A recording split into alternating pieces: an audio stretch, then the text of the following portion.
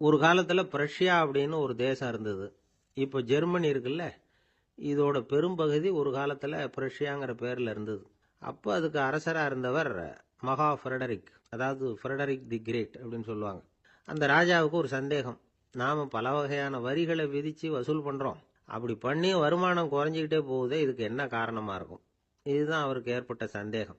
ஒரு சமயம் அந்த அரசர் தம்முடைய அமைச்சர்களையும் பிரபுக்களையும் தளபதிகளையும் கூப்பிட்டு ஒரு விருந்து வச்சார். விருந்து முடிஞ்சதும் அவங்கள பார்த்து இந்த சந்தேகத்தை கேட்டார்.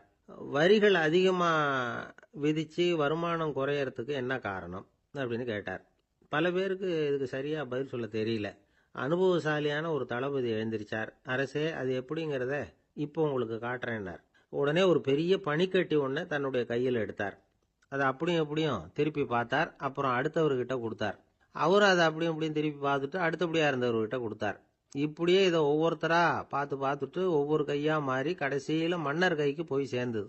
மன்னர் கைக்கு அந்த பனிக்கட்டி போய் சேர்ந்தப்போ அது கொஞ்சம் கொஞ்சமா உருகி ஒரு பட்டாணி கடலை சைஸுக்கு ஆயிட்டுது. மன்னர் யோசனை பண்ணார், வரி அதிகமா போட்டாலும் வந்து சேர்றது குறைவா இருக்கிறதுக்கு என்ன காரணம் அப்படிங்கிறது அவருக்கு புரிஞ்சு போச்சு. காலம்தான் மாறிட்டு இருக்கே தவிர இந்த கையூட்டு வாங்குற பழக்கம் மாறினதாக தெரியல. இன்னொரு ராஜா இருந்தார். அவர் தன்னுடைய ராஜாங்கத்துல லஞ்ச ஊழலே சுத்தமா இருக்கக்கூடாது அப்படின்னு நினைச்சார்.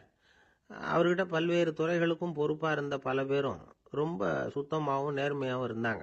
ஒரே ஒருத்தர் மட்டும் எல்லார்கிட்டையும் லஞ்சம் வாங்கிட்டே இருந்தார். அவரை வேற வேற துறைகளுக்கு மாத்தி பார்த்தாரு. அந்த ராஜா என்னென்னமோ பண்ணி பார்க்கறாரு. எந்த வேலையை கொடுத்தாலும் அதுலேயும் லஞ்சம் வாங்கறதுக்கு ஒரு வழியை உண்டு பண்ணிக்குவார் அந்த ஆள். ராஜாவுக்கு இது ஒரு பெரிய தலைவலியா போயிட்டுது. இவர் என்ன பண்றது? இவருக்கு என்ன வேலையை கொடுக்கறது? கொஞ்சம் கூட லஞ்சம் வாங்கறதுக்கு சான்ஸே இல்லாத ஒரு வேலையை கொடுக்கணும் அப்படின்னு திட்டம் போட்டார். ஒரு நாள் அவருக்கு அந்த உத்தரவும் போட்டுட்டார். அதாவது அவருக்கு என்ன வேலைன்னா, கடற்கரையில தான் அவருக்கு ஆபீஸ். அங்கேயே இருந்துக்க வேண்டியது. தினமும் எத்தனை கடல் அலை கரையில வந்து மோதுது அப்படிங்கிறத கணக்கெடுத்து ராஜாவுக்கு தெரிவிக்க வேண்டியது. இதுதான் அவருக்கு வேலை. பேசாம அலையை எண்ணிட்டு உட்காந்துருக்கிட்டோம், அப்போவாவது அவர் லஞ்சம் வாங்குற சந்தர்ப்பம் இல்லாமல் போயிடும் அவருக்கு அப்படின்னு நினைச்சார் ராஜா. இந்த ஆளு கடற்கரைக்கு போய் டியூட்டியில ஜாயின் பண்ணிட்டார். ஒரே மாசத்துல அங்க சொந்தமா ஒரு பிரம்மாண்டமான மாளிகை கட்டி விட்டாரு. ராஜாவுக்கு இது பெரிய ஆச்சரியமா போச்சு. அலைய என்ற வேலையில அந்த ஆள் எப்படி பணம் சம்பாதிச்சார் அப்படின்னு விசாரிச்சு பார்த்தார் அக்கம் பக்கத்துல. அந்த ஆள் என்ன பண்ணிருக்கிறாருன்னா, கடற்கரையில போய் பொறுப்பை ஏத்துக்கிட்ட உடனே அங்க இருந்த மீனவர்கள் கிட்ட எல்லாம் இந்த கரையில வந்து ஒரு நாள்ல வந்து மோதுற அலைகள் எத்தனை அப்படின்னு கேட்டிருக்காரு. அது எப்படிங்க தெரியும் இருக்காங்க அவங்க. தினமும் அந்த எண்ணிக்கை தெரியணும். நம்ம ராஜாவுக்கு தினமும் அறிக்கை அனுப்பணும், டெய்லி ரிப்போர்ட்டு. தவறுனா நீங்க இந்த கடல்ல போய் மீன் பிடிக்கிறதுக்கு ராஜாவோட அனுமதி கிடைக்காது அப்படின்னு இருக்காரு. உடனே மீனவர்களும் பயந்து போட்டாங்க. கடலுக்கு போறதுக்கு அனுமதி இல்லைன்னா பட்டினி கிடக்கிறது மாதிரி ஆயிடுமே. மெதுவா அந்த ஆளுகிட்ட போனாங்க. காதோட காதா சொன்னாங்க, ஐயா, எங்களால வந்து கடல் அலைய வந்து எண்ண முடியாது. தினமும் எங்களால முடிஞ்சதை உங்களுக்கு பணமா கொடுத்துட்றோம். நீங்க தான் ராஜா கிட்ட சிபாரிசு பண்ணி நாங்க தொடர்ந்து மீன் பிடிக்கிறதுக்கு அனுமதி வாங்கி கொடுக்கணும் அப்படின்னு வேண்டிக்கிட்டாங்க. பணம் தினமும் வந்து சேர ஆரம்பிச்சுட்டுது. பதவியில மற்ற பதவியோட இந்த பதவி எவ்வளவோ மேல் அப்படின்னு நினைச்சுட்டான் அந்த ஆள். அது மட்டும் இல்ல, தயவு பண்ணி என்னை இந்த இடத்த விட்டு மாத்தி விடாதீங்க சார் அப்படின்னு வேற கேட்க ஆரம்பிச்சுட்டானா. இயேசுநாதர்கிட்ட ஒருத்தர் வந்து கேட்டாராம், இயேசுவே, என்னை எவ்வளவு நேசிக்கிறீர்கள் அப்படின்னு. அவர் தன்னுடைய இரு கைகளையும் அகல விரித்து இவ்வளவு என்று சொல்லி சிலுவையில் உயிர் நீத்தார் அப்படின்னு சொல்லுவாங்க. அதாவது அந்த நேசிப்புக்கு எல்லை கிடையாது, அதே போல மன்னிப்புக்கும் எல்லை கிடையாது. இது இயேசுநாதர் சொல்லி கொடுத்த ஒரு பாடம். இயேசுனுடைய சீடர்கள்ல ஒருத்தன் பீட்டர், அவன் ஒரு நாள் இயேசுநாதர்கிட்ட கேட்டிருக்கான், இயேசுவே, நான் வந்து என்னுடைய தம்பி கிட்ட அடிக்கடி சண்டை போட்டுக்கிட்டு இருக்கிறேன், என்னுடைய சகோதரன் கூட. அவனை நான் எத்தனை தடவை மன்னிக்கிறது? ஏற்கனவே 7 தடவை அவனை மன்னிச்சுட்டேன் அப்படின்னு சொல்லியிருக்கிறான். அப்போ இயேசு சொன்னாராம், மன்னிக்கிறதுக்கு எத்தனை தடவைங்கிற கணக்கெல்லாம் கிடையாது. எத்தனை தடவை உன்னுடைய சகோதரன் உன்னை கோபப்படுத்துகிறானோ அத்தனை தடவை நீ மன்னிக்கிறதுக்கும் தயாரா இருக்கணும், அதுதான் அப்படின்னு சொன்னாராம். அப்போ இவனுக்கு ஒன்றும் புரியல. இது என்ன, அவன் தப்பு பண்ணிக்கிட்டே இருப்பான், நாம மன்னிச்சுக்கிட்டே இருக்கிறதா அப்படிங்கிறது மாதிரி குழப்பமா இருந்திருக்கிறான். அப்போ இயேசுநாதர் தன்னுடைய சீடன் பீட்டர் கிட்ட ஒரு கதை சொன்னாராம். அந்த கதை இன்றைக்கு நாம வந்து எல்லாரும் சிந்தித்து பார்க்க வேண்டிய ஒரு கதை. அதாவது மன்னிப்பை விரும்புகிறவர்கள் மன்னிக்கவும் தயாராக இருக்க வேண்டும் அப்படிங்கிறது தான் அந்த கதையினுடைய தத்துவம். அந்த இயேசுநாதர் சொன்ன கதை என்னன்னா, ஒரு மன்னர் இருந்தார். அவர் ஒரு நாள் அரண்மனையில் உட்காந்து கணக்கு வழக்குகள்லாம் பார்த்துக்கிட்டு இருந்தார். நம்ம அரண்மனையிலேருந்து யார் யார் அரசாங்க கடன் வாங்கியிருக்கிறாங்க, யார் யார் திருப்பி செலுத்தி இருக்கிறாங்க அப்படிங்கிற விவரத்தையெல்லாம் பார்த்துக்கிட்டு இருந்தார்.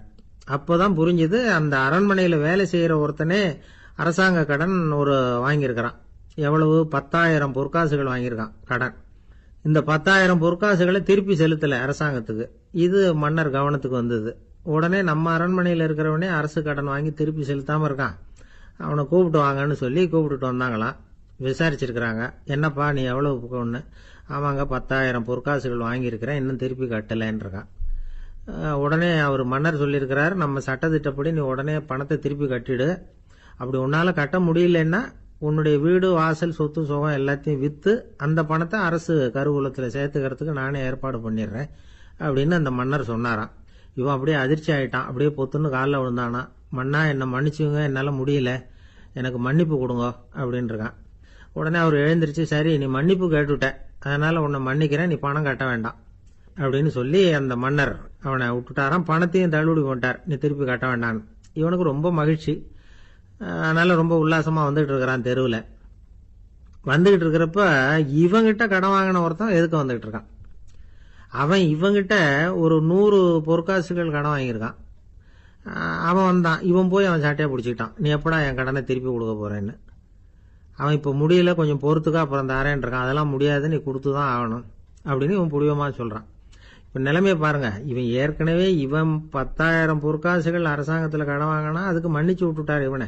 ஆனால் இவன் இன்னொருத்தனை மன்னிக்கிறதுக்கு தயாராக இல்லை. இவங்கிட்ட கடன் வாங்கின இன்னொருத்தன் 10 பொற்காசுகள், அவனை மன்னிக்க தயாராக இல்லை. அவனை கொண்டு போய் நீதிமன்றத்தில் கொண்டு போய் நிறுத்தி தண்டனை வாங்கி கொடுத்துட்டான். நீதிபதி என்ன சொன்னார், அந்த இவன் வாங்கின பொற்காசுகளை திருப்பி கட்டுற வரைக்கும் ஜெயிலில் இருக்கணுங்கிறது தீர்ப்பு. ஆனால் உடனே அரசர் காதில் வந்து விழுந்தது. சொல்லிட்டாங்க, உங்ககிட்ட மன்னிப்பு வாங்கிட்டு போனானே ஒருத்தன், அவன் இன்னொருத்தனை மன்னிக்கிறதுக்கு தயாராக இல்லை, அவனை கொண்டு போய் ஜெயிலில் அடைச்சிட்டான் அப்படின்னு. உடனே மன்னர் பார்த்தார், இவனை மறுபடியும் கூப்பிட்டு வர சொன்னார். தபாரப்பா, நான் உன்னை மன்னிச்சு விட்டேன், ஆனால் நீ இன்னொருத்தனை மன்னிக்கிறதுக்கு தயாராக இல்லை, அதனால் என்னுடைய தீர்ப்பையும் மாத்துறேன், நீயும் அரசு கடன் தீர்ற வரைக்கும் ஜெயிலில் தான் இருக்கணும் அப்படின்னு சொல்லி ஜெயிலுக்கு அனுப்பிச்சிட்டாராம். இப்படி ஒரு கதையை இயேசுநாதர் தன்னுடைய சீடருக்கு சொன்னதாக ஒரு வரலாறு. அது என்ன, அதிலேருந்து நாம் புரிந்து கொள்ள வேண்டியதுன்னா, நாம் மன்னிக்கப்படணும்னு நாம் விரும்புகிறோம்னா நாம் இன்னொருத்தரை மன்னிக்கிறதுக்கு தயாராக இருக்கணும்.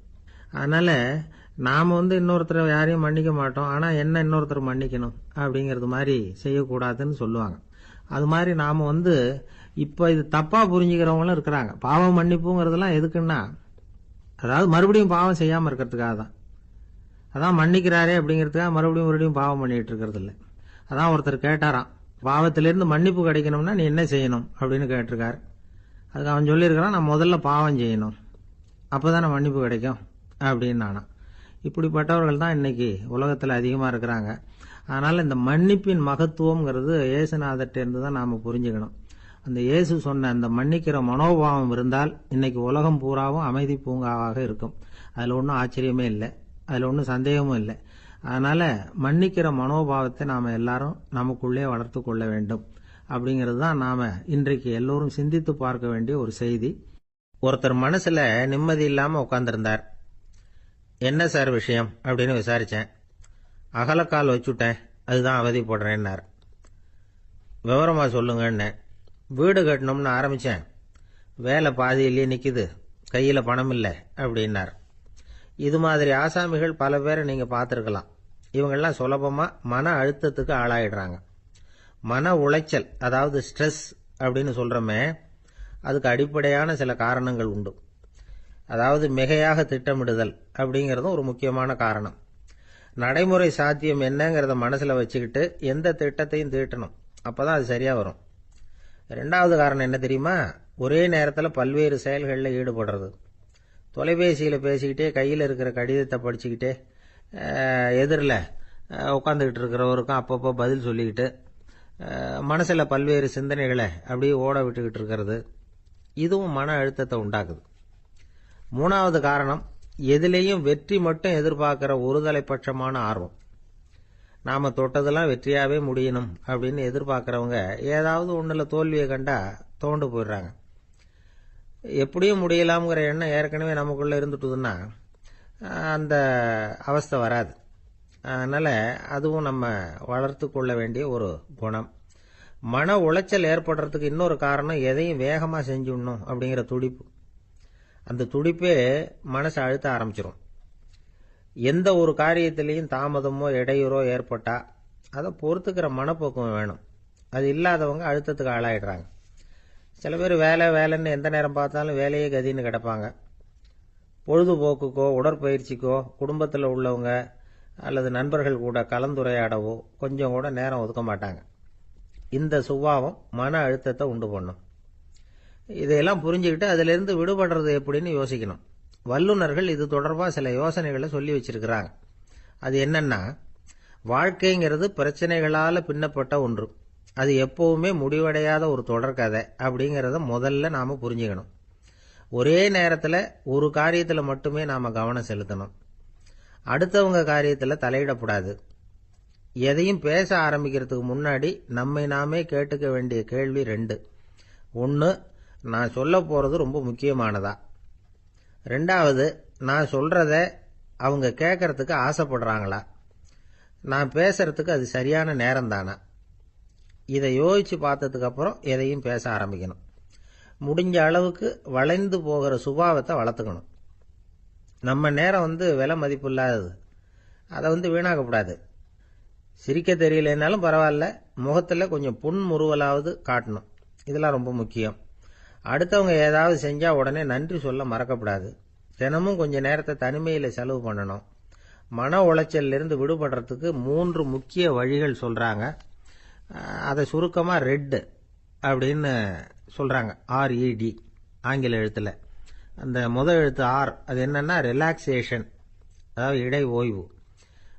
2வது E எக்ஸர்சைஸ், உடற்பயிற்சி. 3வது டயட், திட்டமிட்ட உணவு முறை.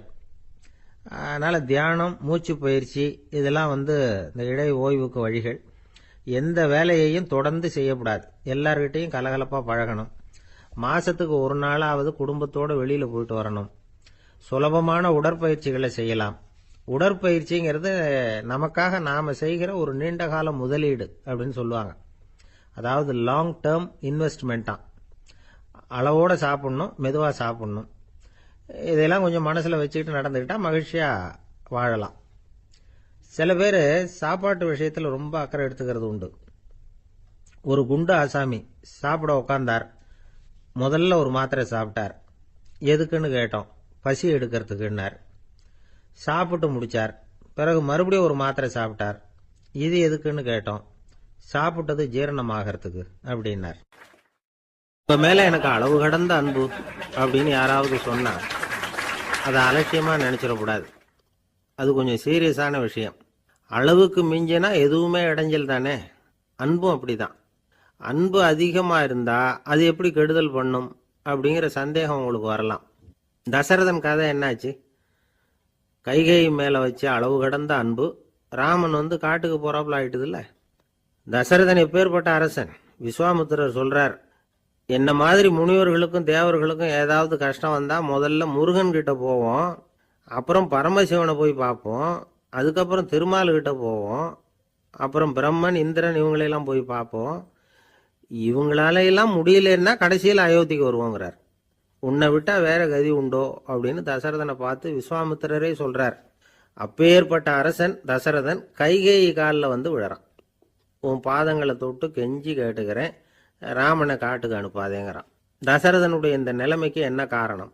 அவன் கைகேயி மேலே வச்ச அளவு கடந்த அன்பு தான் காரணம். இப்போ சொல்லுங்க, அன்பா இருந்தாலும் அது அளவுக்கு மீறி போனால் கெடுதல் பண்ணுமா பண்ணாதா? அது மட்டும் இல்லை, அளவு கடந்த அன்பு நீதிக்கும் நியாயத்துக்கும் புறம்பான காரியங்களையும் செய்ய வச்சிரும். தசரதன் மிகச்சிறந்த நீதிமான், தர்மத்துக்கு விரோதமாக ஒரு காரியமும் செய்யாதவன். அப்பேற்பட்டவன் தன்னுடைய மனைவியை பார்த்து என்ன சொல்றான் தெரியுமா? உனக்காக நான் என்ன செய்யணும்னு சொல்லு, செய்கிறேன். ஒரு குற்றமும் செய்யாத ஒருத்தனை கொல்லணுமா கொல்றேன். மரண தண்டனை விதிக்கப்பட்ட ஒருத்தனை விடுதலை செய்ய சொல்றியா செய்கிறேன். எந்த பிச்சைக்காரனையாவது கோடீஸ்வரனாக சொல்றியா ஆக்குறேன், அல்லது கோடீஸ்வரனை பிச்சைக்காரன் ஆக்கணுமா ஆக்குறேன் அப்படிங்கிறான். நீதிக்கு விரோதமான இந்த பாவங்களை செய்யறதுக்கு அப்பேற்பட்ட அரசன் எப்படி துணிஞ்சான்? மனைவி பேரில் வச்ச அளவு கடந்த அன்பு தான் காரணம்.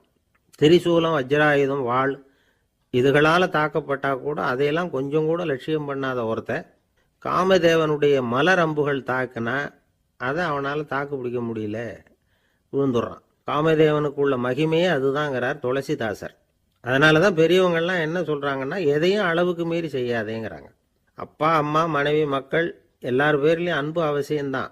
ஆனால் அந்த அன்பு அறிவுக்கு புறம்பாக இருக்கக்கூடாது, அளவுக்கு மீறி இருக்கக்கூடாது. அப்போ தான் வாழ்க்கை சுகமாக இருக்கும். இல்லைன்னா அவஸ்தை தான். அளவுக்கு மீறின அன்புங்கிறது புரியுது, அது சரி. அறிவுக்கு புறம்பான அன்புங்கிறது எப்படி? ஒரு தாய்க்கு ஜலதோஷம் அல்லது ஏதோ ஒரு தொற்று நோயின்னு வச்சுங்களேன். அந்த அம்மாவுக்கு தன்னுடைய குழந்தை பேரில் அளவு கடந்த அன்பு. தனக்கு நோய் இருக்குது, அது அடுத்தவங்களுக்கு தொற்றக்கூடியது அப்படின்னு தெரிஞ்சிருந்தோம் அன்பை காட்டுறதுக்காக அந்த குழந்தைக்கு முத்தம் கொடுக்குறேன்னு தூக்கி வச்சுக்கிட்டு கொஞ்சம் ஆரம்பிச்சதுன்னு வச்சுக்கோங்க, அது நல்லா இருக்குமா? இதுதான் அறிவுக்கு புறம்பான அன்புங்கிறது. அது மாதிரி விலங்குகள்கிட்ட அன்பாயிருன்னு சொல்கிறோம். அதுக்காக புலிக்கு முத்தம் கொடுக்க முடியுமா? அப்படி கொடுத்தா அது அறிவுக்கு புறம்பான அன்பு. அதனால் அன்பு கூட அறிவுபூர்வமாக இருக்கணும் அப்படிங்கிறத இன்றைக்கி தகவல் மூலமாக நாம் புரிஞ்சுக்கணும். இந்த காலத்து காதலன் தன்னுடைய காதலிகிட்ட சொன்னானாம், இதை பாரு, உன் பேரில் எனக்கு அளவு கடந்த அன்பு, உனக்காக என்ன செய்யணும் சொல்லு, செய்கிறேன். நெருப்பில் நடக்கணுமா நடக்கிறேன், நீரில் குதிக்கணுமா குதிக்கிறேன், உயிரையே கொடுக்கணுமா கொடுக்குறேன் அப்படின்னா. சரி, வர்றேன் ஞாயிற்றுக்கிழமை சாயந்தரம் 6 மணிக்கு இதே இடத்துக்கு வாங்க அப்படின்னுது அந்த பொண்ணு. இவன் கொஞ்சம் யோசனை பண்ணி பார்த்துட்டு, அன்னைக்கு மழை பெய்யாமல் இருந்தால் வந்துடுறேன் அப்படின்னானா. ஒரு பள்ளிக்கூடம் வகுப்பு நடந்துக்கிட்டு இருக்கு. ஆசிரியர் பாடம் நடத்திக்கிட்டு இருக்கிறார். நடத்தி முடிச்ச உடனே கேட்டார், மாணவர்களே, இதுவரைக்கும் நான் நடத்தின பாடத்தில் உங்களுக்கு ஏதாவது சந்தேகம் இருக்கா அப்படின்னு கேட்டார்.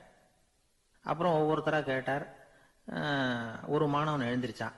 சார், எனக்கு சந்தேகம் எதுவுமே இல்லைன்னா. ஏன்னு கேட்டார்.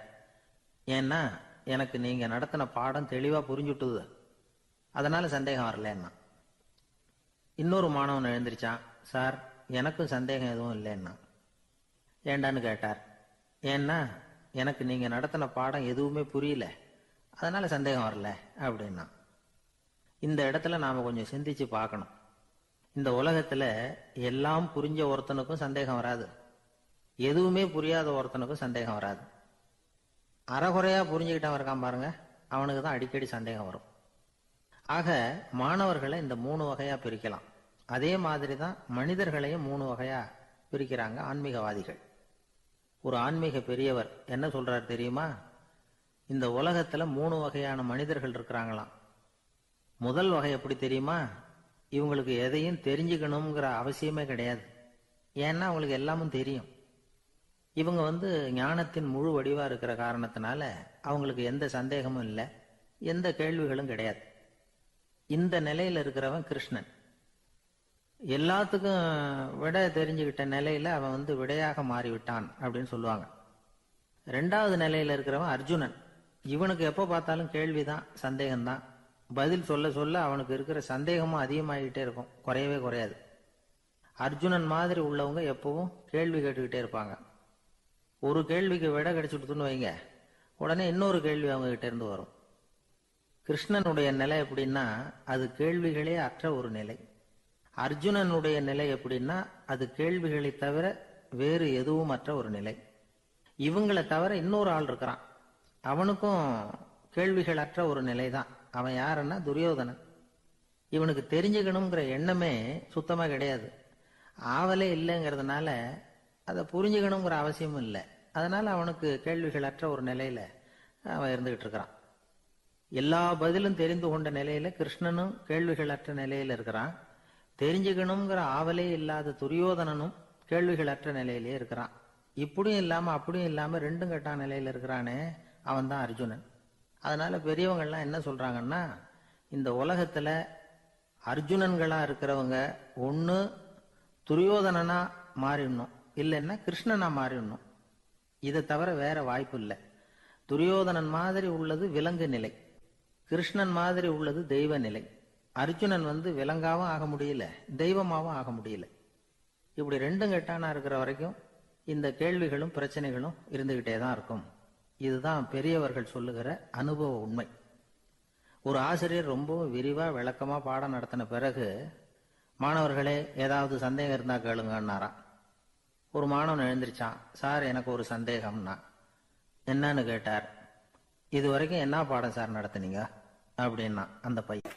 இந்த உலகத்துல எத்தனை வகையான மனிதர்கள் இருக்கிறாங்க, ஒவ்வொரு மனிதனுமே ஒவ்வொரு வகை அப்படிங்கிறாங்க விஞ்ஞானிகள். மனிதர்களை 3 வகையா பிரிக்கலாம் அப்படின்னு சொல்றாங்க மெய்ஞானிகள். இவங்களை பத்திலாம் ஏற்கனவே நாம பேசியிருக்கிறோம். இப்போ டாக்டர் எட்வர்டு பேட்ச் அப்படிங்கிற நிபுணர் என்ன சொல்றாரு தெரியுமா? மனிதர்களை 7 வகையா பிரிக்கலாம்ங்கிறார். மனிதர்களின் மனநிலை அடிப்படையில அவங்களை 7 விதமா வகைப்படுத்துறார் அவர். சரி, அது என்ன 7 வகை? முதல் வகை என்னன்னா, பயந்த குணம் உள்ளவங்க. சார் ரொம்ப பயந்த சுபாவம், வீட்டில் கூட வாயே திறக்க மாட்டார், சாப்பிட போறப்ப மட்டும்தான் கொஞ்சம் வாயை திறப்பார், அப்புறம் மூடிக்குவார் அப்படின்னு சில பேரை பத்தி நாம பேசிக்கிறது உண்டு. இவங்கெல்லாம் இந்த வகை, அதாவது பயந்த குணம் உள்ளவர்கள் அப்படிங்கிற முதல் வகை. சரி, 2வது வகை என்னன்னா, சஞ்சலப்படுகிறவர்கள். எதுக்கு எடுத்தாலும் கலக்கம், குழப்பம், இப்படியே காலம் தள்ளிட்டு இருப்பாங்க. பல பேர் பார்த்துருப்பீங்க. அவங்கெல்லாம் இந்த வகை. 3வது வகை என்னன்னா, யதார்த்த உலகை மறந்து கற்பனை உலகத்திலேயே மிதக்கிறவங்க. இளைஞர்கள், கவிஞர்கள், இப்படி பல பேர் இருக்கிறாங்க. எப்போ பார்த்தாலும் கற்பனை உலகத்திலேயே மிதந்துக்கிட்டு இருப்பாங்க. கிட்டத்தில் போய் என்னங்க ஒரு மாதிரியா இருக்கிறீங்க அப்படின்னு கேட்டு பாருங்க, அவங்களெல்லாம் ஏதோ ஒரு அற்ப புழுவை பார்க்கறது மாதிரி அவங்கள பார்ப்பாங்க. அதுவும் அந்த வானத்து நிலாவை பாருங்கள், அது என்னை வா வான்னு கூப்பிடுது, எனக்கு சீக்கிரத்தில் ஒரு நாள் சிறகுகள் முளைக்கும், சிறகடித்து வானத்தில் பறந்து போவேன், அந்த செல்ல நிலாவை கொஞ்சிவிட்டு வருவேன், இப்படிலாம் பேசிக்கிட்டு இருப்பாங்க. கொஞ்சிறது அப்புறம் இருக்கட்டும், இப்போ கஞ்சிக்கு வழியே பாருப்பா அப்படின்னா அதை காதில் வாங்க மாட்டாங்க. நாம் ஏதோ இந்த உலகத்தை அனுபவிக்க தெரியாதவர்கள் மாதிரி நம்மளை அவங்க கவனிப்பாங்க. இப்படி ஒரு ரகம். 4வது வகை மனிதர்கள் எப்படின்னா, இவங்க தனிமை உணர்வு மிக்கவர்கள். இவங்க மற்றவங்களோட இயல்பாக நெருங்கி பழகிறதில்ல, தான் உண்டு தன்னுடைய வேலை உண்டுன்னு இருந்துட்டு போகிறவங்க. அடுத்த வீட்டில் இருக்கிறவர் யார் அப்படின்னு கேட்டால் கூட அடுத்த வீடுன்னு ஒன்று இருக்கா அப்படிங்கிறது மாதிரி நம்ம முகத்தை பார்ப்பாங்க. அவங்ககிட்ட மேற்கொண்டு நாம் என்னத்தை பேச முடியும்? இப்படி ஒரு வகை. 5வது வகை மனிதர்கள் எப்படின்னா, இவங்க மற்றவங்க செல்வாக்குக்கு உட்பட மறுப்பவர்கள். அடுத்தவங்களோட செல்வாக்குக்கு இவங்க ஆட்படுறதில்ல. நான் யார் தெரியுமான்னு கேட்டால் அதை தெரிஞ்சுட்டு எனக்கு என்ன ஆக போகுதும்பாங்க. இவங்கெல்லாம் அந்த ரகம். 6வது வகை மனிதர்கள் எப்பவும் எதுலேயும் பற்று இல்லாமல் இருக்கிறவங்க. இது ஒரு துறவு மனப்பான்மை. இயல்பாகவே சில பேர் இப்படி உண்டு, அவங்களுக்கு எதுலேயும் ஒரு ஈடுபாடு இருக்காது. அப்படிப்பட்டவங்கெல்லாம் 6வது வகை. 7வது வகை மனிதர்கள் மற்றவங்க கவலையை தன்னுடையதாக ஆக்கிக்கிட்டு கவலைப்படுறவங்க. இவங்கெல்லாம் மகாத்மாக்கள். தாம் வேறு அடுத்தவங்க வேறு அப்படிங்கிற எண்ணம் இவங்களுக்கு வர்றதில்லை. அதனால் அடுத்தவங்களுக்கு ஒரு துன்பம் வந்ததுன்னா இவங்களால சும்மா இருக்க முடியறதில்ல. ஆக கூடி இப்படி 7 விதமான மனிதர்களை அடையாளம் காட்டுறார் அந்த நிபுணர். இதில் நாம் எந்த வகையில் வர்றோம் அப்படிங்கிறத நாம தான் அடையாளம் கண்டுபிடிக்கணும். எனக்கு தெரிஞ்ச ஒரு மனிதர் உண்டு. அவர் ஒரு வித்தியாசமான வகை.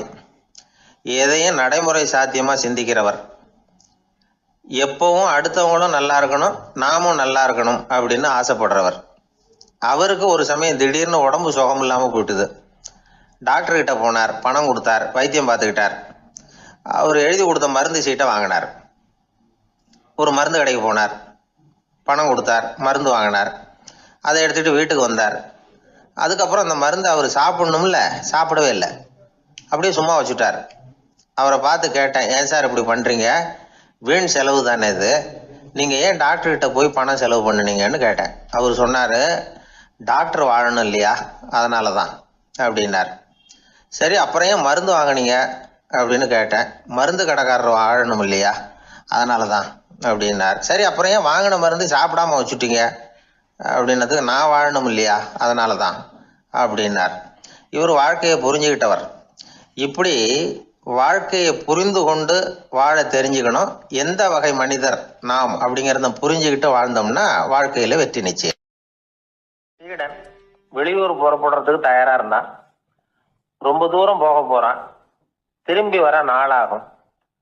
புறப்படுறதுக்கான ஆயத்த வேலைகள்ல ஈடுபட்டிருந்தான்.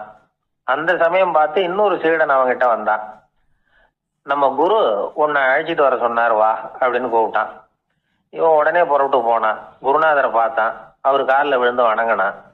வணங்கிவிட்டு எழுந்திரிச்சான். அவ்வளவுதான். குரு ஏதாவது உபதேசம் பண்ணுவாருன்னு எதிர்பார்த்தான். ஆனா நடந்தது என்ன தெரியுமா? குரு அவனுக்கு ஓங்கி ஒரு அடி கொடுத்தார். எதிர்பாராம இந்த அடியை வாங்கினதும் அந்த சீடன் அதிர்ந்து போயிட்டான். பக்கத்துல இருந்த மற்ற சீடர்களும் திகைச்சு போய் நின்னுட்டாங்க. அடி வாங்கின சீடனுக்கு மனசுக்குள்ள குழப்பம். நாம என்ன தப்பு பண்ணணும், புறப்படுற நேரத்துல இப்படி குரு கிட்ட அடி வாங்குற மாதிரி ஆயிட்டுதே அப்படின்னு நினைச்சு மனசுக்குள்ள ரொம்ப வேதனைப்பட்டான். கொஞ்சம் துணிச்சலை வரவழைச்சுக்கிட்டு குருநாதர்கிட்டயே கேட்டுட்டான், சுவாமி நான் என்ன தப்பு பண்ணினேன், என்ன இப்படி அடிச்சுட்டீங்களே, ஒரு வார்த்தை கூட உங்களை எதிர்த்து நான் பேசினது இல்லையே, இவ்வளவு காலமா உங்க விருப்பத்துக்கு விரோதமா ஒரு காரியம் கூட நான் செஞ்சது இல்லையே, வந்ததும் வராததுமா ஒண்ணுமே சொல்லாம என்ன அடிச்சுட்டீங்களே, குருவே நான் செஞ்ச குற்றம் தான் என்ன அப்படின்னு கண்ணீரோட பரிதாபமா கேட்டானா அந்த சீடன். ஆனா அந்த குரு முகத்துல கொஞ்சம் கூட கோபம் இல்லை. அவர் சிரிச்சுக்கிட்டே நின்றுகிட்டு இருந்தாராம். அதுக்கப்புறம் சொன்னாராம், என்னுடைய அருமை சீடனே, நீ ஒரு தவறும் பண்ணல, நான் உன்னை அடிச்சது நீ ஏதோ தப்பு பண்ணிவிட்டேங்கிறதுக்காக இல்லை, நீண்ட பயணம் போக போற, ஞாபகமா ஏதாவது கொடுத்து அனுப்ப வேணாமா, நீ ஞானம் பெற்ற பிறகுதான் திரும்பி வர போறேங்கிறது எனக்கு தெரியும், அதுக்கு பிறகு உன்னை வந்து அடிக்க முடியுமா, அதனால இப்ப கிடைச்சிருக்கிற இந்த வாய்ப்பை பயன்படுத்திக்கிட்டேன், அப்போதைக்கு இப்பவே அடிச்சுட்டேன், அவ்வளவுதான், வேற ஒண்ணும் இல்லை அப்படின்னாராம். குரு சிரிச்சுக்கிட்டே இப்படி சொல்றார். இருந்தாலும் இதுவும் ஒரு உபதேசம் தான். அதிர்ச்சிகளால வந்து விழிப்படைய வைக்கிறதும் ஒரு வழிதான். இது ஜென் வழி. பெரும்பாலும் அதிர்ச்சியின் மூலமாகவே ஞான தரிசனத்தை அருள்கிறவர்கள் தான் ஜென் குருமார்கள். நம்ம தியானம் தான் ஜென். இந்தியாவில இருந்து இது சீனாவுக்கு போய் கொஞ்சம் பேர் மாறி வளம் பெற்று ஜப்பான்ல ஜென் ஆகி வளர்ந்துருக்குது, அவ்வளவுதான். ஜென்கிறது தியானம். எதை நினைச்சும் தியானிக்கிறது இல்லை, எல்லாத்துலயும் தியானம் இருக்கிறதா சொல்லுது ஜென். பேசுறது, இருக்கிறது, நடக்கிறது, சாப்பிடுறது, சிரிக்கிறது, தூங்குறது, தொழில் செய்யறது அல்லது சும்மா இருக்கிறது எல்லாமே தியானம் தான். ஜென்கிறது ஒரு சுய தரிசனம், தன்னைத்தானே அடையாளம் கண்டுகொள்கிறது தான் அது. இல்லாத எதையும் தேடி கண்டுபிடிக்கிறது இல்லை. சென் மார்க்கத்தை பத்தி ஓஷோ என்ன சொல்றாரு தெரியுமா? காணாமல் போன தன்னுடைய மூக்கு கண்ணாடி தன்னுடைய மூக்கின் மேல் இருப்பதை கண்டுகொள்வது போன்றது சென் அப்படிங்கிறார். நம்மால் இன்னொருத்தர் முகத்தை ரொம்ப நேரமா உத்து பார்த்துக்கிட்டு இருந்தார். என்ன பாக்குறீங்கன்னாரு அவரு. நீங்க போட்டிருக்கீங்களே மூக்கு கண்ணாடி, அதை தான் பாக்குறேன்னாரு இவரு. நீங்க அப்படி பாக்குறதுக்கு விசேஷ காரணம் ஏதாவது உண்டான்னு கேட்டார் இவர். உண்டுன்னார். என்னன்னு கேட்டார். நேத்திக்கு காணாம போன என்னோட மூக்கு கண்ணாடி அது அப்படின்னாராம் இவர். ஒருத்தன் தன்னுடைய நண்பனை வழியில பார்த்தான். என்னப்பா லெட்டர் போட்டுனே கிடைச்சதா அப்படின்னா. ஓ கிடைச்சதேன்னா அவன். இவன் உடனே ஏன்டா போய் சொல்ற, நான் உனக்கு லெட்டரே போடல, சும்மா தான் கேட்டேன், உடனே கிடைச்சிட்டுதுங்கிறிய அப்படின்னா. லெட்டர் போட்டேன்னு நீ போய் சொல்றப்போ அது கிடைச்சதுன்னு நான் போய் சொல்லக்கூடாதா அப்படின்னானா அவன். இப்படிப்பட்டவங்க சில பேர் இருந்தா கூட இன்னைக்கு கடிதம் மூலமா தொடர்பு கொள்ளாதவங்க இருக்கவே முடியாது. அந்த அளவுக்கு அது அவசியமான ஒன்னாயிட்டுது. இந்த அஞ்சல் அட்டைகள் எப்படி ஆரம்பமாச்சு தெரியுமா? ஆஸ்திரியா நாட்டுல ஒரு பேராசிரியர் இருந்தார். அவர் பேர் இம்மானுவேல் ஹெர்மன். அவர் ஒரு நாள் ஒரு பத்திரிகையில கட்டுரை எழுதினாராம். இது நடந்தது 1869. அவர் எழுதின கட்டுரையில மக்கள் அதிகம் செலவில்லாம ஒருத்தருக்கு ஒருத்தர் தகவல் பரிமாறிக்கிறது எப்படி அப்படிங்கிறத பத்தி எழுதியிருந்தார். அதுக்கு சில யோசனைகளை அவரே எழுதியிருந்தாராம். எப்படின்னா, அந்த கட்டுரையை எல்லாரும் படிச்சு பார்த்துருக்குறாங்க. அவர் சொன்ன யோசனைகள் என்னன்னு. அது அரசாங்கத்தின் கவனத்துக்கு அது போச்சான். ஆகா, இது அவர் சொல்ற யோசனை நல்லா இருக்கும் போல் இருக்கு அப்படின்னு அவங்களே நினைச்சிருக்கிறாங்க. அவ்வளவுதான். உடனே அந்த யோசனையை நடைமுறைக்கு கொண்டுட்டு வந்தாங்களாம். பேராசிரியர் இம்மானுவேல் ஹெர்மனின் யோசனைப்படி அச்சடிச்ச அரசு முத்திரையோட அரசாங்கம் அஞ்சல் அட்டைகளை வெளியிட ஆரம்பிச்சுதான். 1869 அக்டோபர் 7ஆம் தேதி இது நடந்திருக்கு. உலகின் முதல் அஞ்சல் அட்டை வெளிவந்த நாள் அது. அப்பதான் அதுக்கு பேர் என்ன தெரியுமா? அதாவது கரஸ்பாண்டிங் கார்டு அப்படின்னு பேராது. அதுக்கப்புறம் என்ன ஆச்சுன்னா, உடனடியாக அமெரிக்காவிலேயே இது மாதிரியான கார்டுகளை வெளியிட ஆரம்பிச்சுட்டாங்க. அங்க இதுக்கு என்ன பேர் தெரியுமா? Postal card.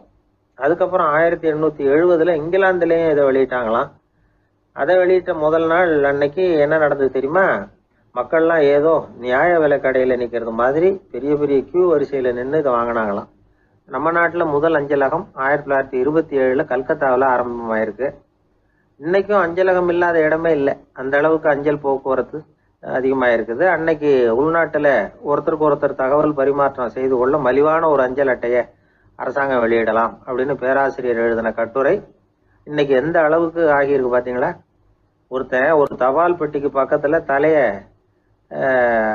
வச்சுக்கிட்டு அவன் பாட்டுக்கு நின்றுட்டு இருந்திருக்கான். அங்கே இருந்து இன்னொருத்தன் கேட்டிருக்கான், என்ன ஆச்சுன்னு.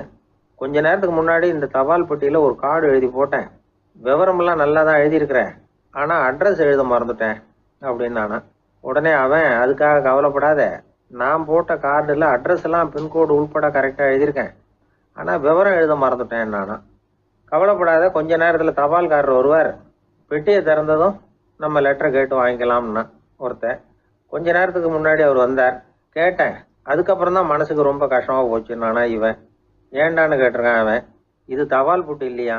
ஒரு ஊர்ல ஒரு மன்னர் இருந்தார். ஒரு நாள் அவருடைய அரசவைக்கு ஒரு ஓவியன் வந்தான். அவன் சீனா தேசத்திலிருந்து வந்தவன், தாவோ சிந்தனையாளன். அவன் அங்க வந்து மன்னர் முன்னாடி நிக்கிறான். யாரும் செய்ய முடியாத ஒரு காரியத்தை என்னால செய்ய முடியும்னா. இவன் இப்படி சொன்னதை கேட்டதும் ஏற்கனவே அங்க இருந்த அரசவை ஓவியன் ஒருத்தனுக்கு கோபம் வந்துட்டுது. இதோ பாரு, இப்படி எல்லாம் பேசக்கூடாது, நான் வேணும்னா உன்னுடைய சவாலை ஏத்துக்கிறேன் அப்படின்னா. நாம 2 பேரும் ஓவியம் தீட்டுவோம், அதை பார்த்துட்டு நம்ம 2 பேர்ல யாரு சிறந்த ஓவியன் அப்படிங்கிறத மன்னரே தீர்மானம் செய்யட்டும், என்ன சொல்ற அப்படின்னு கேட்டான் அவன். அவனும் சரின்னு ஒத்துக்கிட்டான். போட்டி ஆரம்பமாச்சு. அரசர் அவங்களுக்கு 2 சுவர்களை ஒதுக்கி கொடுத்தார். 6 மாச காலம் அவகாசம் கொடுத்தார். 2 ஓவியர்களும் அவங்கவங்க வேலையை ஆரம்பிச்சாங்க. இரவு பகலா வேலை செய்ய ஆரம்பிச்சுட்டாங்க. 6 மாசம் முடிஞ்சது. அரசர் வந்து பார்த்தார். முதல்ல தன்னுடைய அரசவை ஓவியர் தீட்டி இருந்த ஓவியத்தை பார்த்தார். ரொம்ப பிரமாதமா இருந்தது, பாராட்டினார். இதோ பாரு, உன்னுடைய ஓவியம் அற்புதமா இருக்கு, உயிரோட்டம் உள்ளதா இருக்குது, கலையின் உச்சமே இதுதான், இதை விட சிறந்த ஒரு ஓவியத்தை வேற யாராலையும் படைக்க முடியாது அப்படின்னார். அதுக்கப்புறம் அந்த சீன ஓவியன் கிட்ட போனார். எங்க உன்னுடைய ஓவியம்னு கேட்டார்.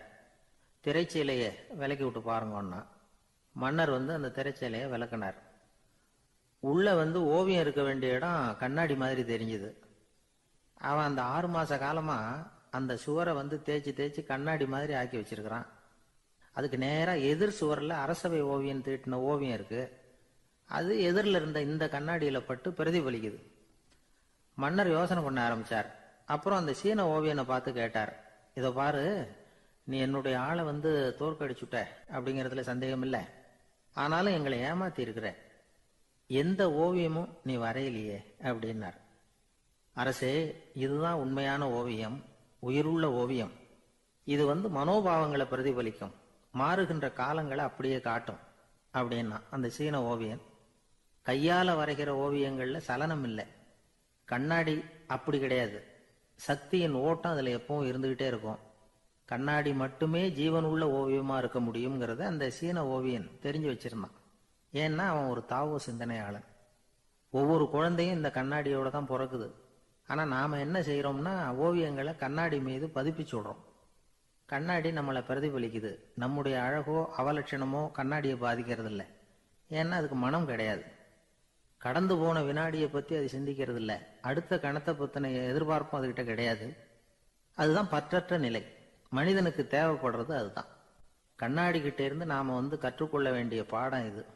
வாழ்க்கையில வந்து மனிதர்களை நேசிக்கலாம், உலகின் அழகையெல்லாம் பிரதிபலிக்கலாம், ஆனா எதையும் பற்றி கொண்டு விடக்கூடாது அப்படிங்கிறது பெரியவர்கள் அறிவுரை. துயரம்ங்கிறது பற்றுக்களின் சாயை. கண்ணாடி முன்னாடி நிக்கிறப்போவெல்லாம் நமக்கு இந்த ஞாபகம் வரணுமா. ஒரு குடும்ப தலைவர் ஒரு நாள் காலையில விடிஞ்சு எழுந்திரிச்சதும் சத்தம் போட்டார். யார் இந்த கருங்குரங்கு படத்தை என் ரூம்ல கொண்டாந்து மாட்டி வச்சது அப்படின்னு கத்தினார். சமையல் கட்டில இருந்து மனைவி பதில் சொன்னாங்க, தூக்க கலக்கத்துல உளராதீங்க, நல்லா பாருங்க, அது படம் கிடையாது, முகம் பார்க்கிற கண்ணாடி அப்படின்னா. ரொம்ப பேருக்கு கூட்டத்துல பேசுறதுன்னா பயம். நமக்கு ஒன்றும் தெரியாதுன்னு மற்றவங்க நினைச்சிடக்கூடாதுங்கிற எண்ணம் தான் இதுக்கு காரணம். ரொம்ப முக்கியமான ஒரு கூட்டம்னா பயம் அதிகமாக இருக்கும். முக்கியமானவங்கள்லாம் வருவாங்களே, அவங்கெல்லாம் நம்மளை பற்றி மட்டமாக நினச்சிருவாங்களே அப்படிங்கிற பயம் வந்துடும். ஆனால் மேடை பேச்சுங்கிறது அவ்வளவு கடினமான ஒரு காரியம் இல்லைங்கிறாங்க அது சம்பந்தமான நிபுணர்கள். யாரும் பேச்சாளர் ஆகலாம், இது ஒன்றும் பெரிய கிஃப்ட் கிடையாது அப்படின்னு அவங்க சொல்கிறாங்க. நீங்கள் ஒரு சிறந்த பேச்சாளர் ஆகணுமா அப்படின்னா அதுக்குன்னு சில ஆலோசனைகளை சொல்லி வச்சிருக்கிறாங்க அனுபவசாலிகள். முதல் ஆலோசனை என்னன்னா, உங்கள் பேச்சு வந்து எளிமையாக இருக்கணும். ஏதாவது ஒரு கருத்து அல்லது 2 கருத்து சொன்னால் போதும். 20 அல்லது 30 கருத்துக்களை சொல்லிகிட்டே போகக்கூடாது. 2வது ஆலோசனை, நீங்கள் என்ன பேச போகிறீங்கிறது முதல்ல உங்களுக்கு நல்லா புரியணும். அதுக்கப்புறம் தான் அதை அடுத்தவங்களுக்கு புரிய வைக்க முடியும். எப்படி ஆரம்பிக்க போகிறோம், எந்த கருத்தை முக்கியமாக வலியுறுத்த போகிறோம், எப்படி முடிக்க போகிறோம் அப்படிங்கிறத முதல்ல நல்லா சிந்திச்சு மனசில் வச்சுக்கணும். கடைசியாக என்ன சொல்கிறீங்களோ அதுதான் கேட்குறவங்க மனசில் நிற்கும். 3வது ஆலோசனை என்னென்னா, உங்கள் பேச்சு சுருக்கமாக இருக்கணும். ஒரு 15 நிமிஷம் பேசுறது ரொம்ப பொருத்தம். மணிக்கணக்கில் பேசிக்கிட்டு இருக்கிறது நல்லதில்லை. 4வது ஆலோசனை, நீங்கள் பேசுறது உண்மையாக இருக்கணும். உங்களுக்கு உண்மையான அனுபவங்கள் இருக்கும், அதை சொல்லலாம். உங்களுடைய உண்மையான அனுபவங்களை மற்றவங்களோட பகிர்ந்துக்கணும், அதுதான் முக்கியம். 5வது ஆலோசனை, ஆரம்பத்தில் கொஞ்ச நேரம் உங்களை பற்றியும் எதிரில் உள்ளவங்களை பற்றியும் சம்பந்தப்படுத்தி ஏதாவது பேசி ஒரு நெருக்கத்தை ஏற்படுத்திக்கணும். ஒவ்வொருத்தரும் இப்போ இவர் பேச போகிறது நம்ம சம்மந்தப்பட்டது அப்படின்னு நினைக்க ஆரம்பிச்சிருவாங்கல்ல, அதுக்கப்புறம் அவங்க கேட்க தயாராகிட்டாங்கன்னு அர்த்தம். எதிரில் உட்காந்துருக்கிற கூட்டத்திலிருந்து 3 பேரை தேர்ந்தெடுங்க. அதாவது வலது பக்கம் ஒருத்தர், நடுவில் ஒருத்தர், இடது பக்கம் ஒருத்தர். அதாவது உங்களை ரொம்ப கனிவாகவும் ஆர்வமாகவும் பார்க்குறவராக பார்த்து தேர்ந்தெடுத்துங்க. மனசுக்குள்ள நீங்கள் பேசும்பொழுது என்ன பண்ணணும்னா, இவங்களை நேருக்கு நேராக மாறி மாறி பார்த்துக்கிட்டே பேசுனீங்கன்னா நீங்கள் ஏதோ ஒட்டுமொத்த கூட்டத்தையும் பார்த்து பேசுகிறதாக ஒரு உணர்வு அது ஏற்படுத்திவிடும். 6வது ஆலோசனை என்னென்னா, சொற்பொழிவுன்னா நீங்கள் பேசணும், படிக்கக்கூடாது. எழுதி படிக்கிறது நல்லா இருக்காது. குறிப்புகள் வேணும்னா வச்சுக்கலாம். படிக்கிறது பேப்பர்லேருந்து வர்றது மாதிரி இருக்கும், பேசுறது இதயத்திலேருந்து வர்றது மாதிரி இருக்கும். அப்புறம் 7வது ஆலோசனை சொல்கிறாங்க. அது என்னென்னா, மேடையில் ஏறி நின்ன உடனே இயல்பாக மூச்சு இழுத்து விட்டுங்க, இயல்பு நிலைக்கு வாங்க, அதுக்கப்புறம் இயல்பாக பேச ஆரம்பிக்கலாம் அப்படிங்கிறாங்க. இவ்வளவும் பேச்சு கலையில் வல்லுநர்களாக இருக்கிறவங்க சொல்லுகிற ஆலோசனைகள். இதையெல்லாம் கடைபிடிச்சா நமக்கும் அதுக்கும் வெகு தூரம்னு நினச்சிக்கிட்டு இருந்த ஒன்று இப்போ கிட்டத்தில் நெருங்கி வந்துடும். நாம் சொல்கிறபடியெல்லாம் அது கேட்கும். ஒரு பேச்சாளர், அவருக்கு சுருக்கமாகவே பேச தெரியாது. மேடையில் ஏற்றி விட்டுவிட்டா போதும், ஆரம்பிச்சிருவார், நிறுத்த மாட்டார், பேசிக்கிட்டே இருப்பார். ஒரு தடவை அவர் ஒரு கூட்டத்தில் ரொம்ப நேரம் பேசிக்கிட்டே இருக்கிறார். எதிரில் பொறுமை இழந்த ஒருத்தர் தன்னுடைய கை கடிகாரத்தை காட்டினார். அதை கவனித்த பேச்சாளர், மன்னிக்கணும், கை கடிகாரம் நான் கொண்டுகிட்டு வர மறந்துட்டேன், அதுதான் நேரம் போனதே தெரியல அப்படின்னு சொல்லியிருக்கிறார். இதுக்கு அவர் சொன்னாராம் கோபமா, ஏய்யா கடிகாரத்தை தான் பார்க்க முடியல, மறந்துட்டேன், பக்கத்தில் மாட்டிருக்கிற கேலண்டரையாவது பார்க்கக்கூடாதா அப்படின்னாராம். சில பேர் ஆளை பார்த்தா 60 வயசு மாதிரி தோணும், உண்மையான வயசு என்னன்னு பார்த்தா 40 அல்லது 45ம்பாங்க. சில பேரை பார்க்கறதுக்கு 45 மாதிரி தெரியும், உண்மையிலேயே 65 தாண்டி இருப்பாங்க. ஒரு மனிதனுக்கு 2 வகையான வயது உண்டுங்கிறார் ஓஷோ. அதாவது உடம்புக்குன்னு ஒரு வயசு, மனசுக்குன்னு ஒரு வயசு. முதல் உலக மகாயுத்தம் நடந்தது இல்லையா, அது முடிஞ்சதுக்கு அப்புறம் முதல் தடவையா மனிதனின் மூளை வளர்ச்சியை பத்தி மனநல வைத்தியர்கள் ஒரு கணக்கெடுப்பு சோதனை நடத்தினாங்களாம். அது வரைக்கும் மனிதனுக்கு 2 வகையான வயது உண்டுன்னு யாரும் சிந்திச்சதே இல்லையா. அந்த உலக மகாயுத்தம் முடிஞ்சதுக்கு அப்புறம் மனிதனுடைய சராசரி மனதின் வயதை கணக்கிட்டு பார்க்கும் பொழுது அவங்களுக்குலாம் ரொம்ப அதிர்ச்சியா இருந்துதான். ஏன்னா அது ரொம்ப பின்தங்கிய நிலையில இருந்திருக்கு, வளர்ச்சி அடையாத நிலையில இருந்திருக்கு. அவங்க கண்டுபிடிச்ச பிரகாரம் அப்போ மனசோட சராசரி வயசு என்ன தெரியுமா, 14. அப்படின்னா பாத்துங்க, உடல் ரீதியா ஒருத்தரோட வயசு 70 கூட இருக்கலாம், ஆனா மனசோட வயசு 14 தான். இதுக்கு நேர்மாறா அமைஞ்சு போச்சுன்னு வச்சேங்க. அதாவது ஒருத்தருக்கு உண்மையிலேயே 14 வயசு, அதாவது உடலோட வயசு 14, அவரோட மனசின் வயசு 70ன்னு வச்சுக்கோங்க. இப்படி அமைஞ்சுட்டுதுன்னா அவர் சீக்கிரம் ஞானத்தன்மை அடைஞ்சிருவார் அப்படின்னு அர்த்தம். இப்ப நமக்கெல்லாம் உடம்போட வயசு மனசோட வயசு ரெண்டும் ஒன்னா இருந்துட்டா அதுவே போதும், அதுவே பெரிய விஷயம். இப்ப எமர்சன் கிட்ட போய் ஒருத்தர் கேட்டாராம், உங்க வயசு என்ன அப்படின்னு. அவர் உடனே பதில் சொல்லியிருக்கார், 360 வருஷம் அப்படின்னாராம். கேட்டவர் குழம்பி போயிட்டார். அவர் என்ன சொல்றாரு, 360 வயசா, என்ன நம்ம காதல தான் சரியா விழலையா? எமர்சன் எப்பவும் உண்மையை பேசுற ஒரு சிறந்த அறிவாளி, அவர் இப்படிலாம் பொய் சொல்ல மாட்டாரே அப்படின்னு ஒரு யோசனை பண்ணிக்கிட்டே இவர் மறுபடியும் அவர் கிட்ட போனாராம். ஐயா, நீங்க சொன்னது சரியா என் காதல விழல, அதனால மறுபடியும் கேட்கிறேன், உங்க வயசு என்ன அப்படின்னாராம். எமர்சன் மறுபடியும் சொல்லியிருக்கிறார், 360 வருஷம்னு.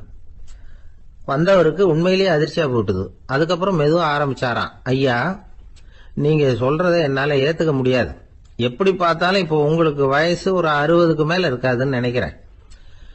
அப்படின்னாராம். நீங்க சொல்றது சரிதான், அது என் உடம்போட வயசுன்னாராம் எமர்சன். அப்படின்னா ஏற்கனவே நீங்க சொன்னது அப்படின்னு கேட்டிருக்காரு, அது என் மனசோட வயசு அப்படின்னாராம். நம்மளை பொறுத்த வரைக்கும் அறிவு தூசு படிஞ்சிருக்கு, அது மாதிரியே அன்பும் மாசுபட்டிருக்கு. இது ரெண்டையும் சுத்தம் பண்ண வேண்டியிருக்குது. அப்பதான் நாம சரியான வயசுல வாழ முடியும். ஒரு ஆசாமி இருக்கிறார், அவருக்கு உடம்போட வயசு அதிகம், மனசோட வயசு ரொம்ப குறைச்சல், குழந்தை மாதிரி. அவர் ஒரு ஆஸ்பத்திரியில படுத்திருக்கிறார். நர்சம்மா எல்லாருக்கும் மருந்து கொடுத்துட்டு போறாங்க. கொஞ்ச நேரம் கழிச்சு திரும்பி வந்தாங்க. அப்ப இவர் அந்த அம்மாவை கூப்பிட்டு சொல்றார், இதை பாருங்க சிஸ்டர், நீங்க எல்லாருக்கும் சின்ன சின்ன மாத்திரையா கொடுத்துட்டு எனக்கு மட்டும் நீளமான மாத்திரையா கொடுத்துட்டீங்க. முழுங்கிறதுக்கு ரொம்ப கஷ்டமா போச்சு. இனிமே எனக்கும் சின்ன மாத்திரையா கொடுங்க சிஸ்டர் அப்படின்னாராம். அந்த அம்மா உடனே அதிர்ச்சியாகி தலையில அடிச்சுக்கிட்டாங்களாம். நான் கஷ்டப்பட்டு மாத்திரையை முழுங்கினதுக்கு நீங்க ஏமா தலையில தட்டிக்கிறீங்க அப்படின்னு கேட்டிருக்காரு இவர். இதுக்கு அவங்க சொல்லியிருக்கிறாங்க, நான் உங்களுக்கு கொடுத்துட்டு போனது மாத்திரை இல்லைங்க, அது தெர்மாமீட்டர் அப்படின்னாங்க. ஒரு ஊர்ல ஒரு பெரியவர் இருந்தார். ஒரு நாள் அவரை தேடி ஒருத்தர் வந்தார். ஐயா, நான் கடவுளை பரிபூர்ணமா நம்புறேன் அப்படின்னார். சரி, அந்த நம்பிக்கை உனக்கு எப்படி வந்ததுன்னு கேட்டார் இவர். அவர் சொல்ல ஆரம்பிச்சார், ஐயா, எனக்கு கல்யாணம் ஆகி 10 வருஷம் ஆச்சு, ஆனாலும் குழந்தை பாக்கியம் இல்லை. அதுக்கு என்ன காரணமா இருக்கும்னு நான் யோசனை பண்ணிட்டு இருந்தப்போ நண்பர் ஒருத்தர் ஒரு ஆலோசனை சொன்னார். உனக்கு மதப்பற்று இல்ல, எந்த கடவுளையுமே நம்ப மாட்டேங்கிற, அதுதான் காரணம். கடவுளை நம்பு, உனக்கு குழந்தை பாக்கியம் கிடைக்கும் அப்படின்னார். அவர் அப்படி சொன்னாரே தவிர எனக்கு சந்தேகம்தான். இருந்தாலும் அவர் சொன்னபடியும் நடந்துதான் பார்ப்போமே அப்படின்னு முடிவு பண்ணேன். கடவுளை நம்ப ஆரம்பிச்சேன். அந்த வருஷமே அழகான ஆண் குழந்தை பிறந்தது. எல்லாம் இறைவன் அருள் அப்படின்னார். இவர் இப்படி சொன்னதை கேட்டதும் அந்த பெரியவர் சொன்னார், நீ சொல்றதெல்லாம் சரிதான், இருந்தாலும் இந்த காலத்துல எந்த ஒரு காரியமா இருந்தாலும் அதை சோதனை செஞ்சு பார்த்துட்டு தான் ஒரு முடிவுக்கு சேர முடியும். அறிவுபூர்வமான முடிவு அதுவா தான் இருக்கும். அறிவியல் சோதனைகள் அப்படித்தான். ஒரு குறிப்பிட்ட விஷயத்தை பத்தி எத்தனை தடவை சோதனை பண்ணாலும் ஒரே முடிவு தான் கிடைக்கணும். அதுதான் சரியா இருக்கும். அதனால இப்ப மறுபடியும் ஒரு சோதனைன்னார். என்ன செய்யணும் அப்படின்னு கேட்டார் இவர். கடவுள்கிட்ட ஒரு பெண் குழந்தை வேணும்னு கேளு. முதல்ல ஆண் குழந்தைய கொடுத்தது மாதிரியே இப்போ ஒரு பெண் குழந்தையையும் கொடுக்கறாரா பார்க்கலாம் அப்படின்னார். சரின்னு சொல்லி இவர் அதே மாதிரி முயற்சி பண்ணினார். அதுக்கப்புறம் அவரு இந்த பெரியவர்கிட்ட வரவே இல்லை. கொஞ்ச காலம் கழிச்சு இவரே அவரை தேடிட்டு போய் கதவை தட்டினார். அவர் கதவை திறந்தார். என்ன ஆச்சு, கடவுள் கண் திறந்தாரா அப்படின்னு கேட்டார். அவரு, அந்த சமாச்சாரம்லாம் நமக்கு வேணாம் சார். முதல் தடவை அது ஏதோ தற்செயலா ஏற்பட்ட ஒரு சாதகம். இப்ப நீங்க 2வது தடவை சொன்ன பிறகு தினமும் கடவுளை வேண்டிக்கிட்டு தான் இருக்கிறேன், ஒன்னும் நடக்கல அப்படின்னார் ரொம்ப விரக்தியா. ஒரே ஒரு தோல்வியில உங்க நம்பிக்கையெல்லாம் பறந்து போயிடுது பாத்தீங்களா அப்படின்னார் அந்த பெரியவர்.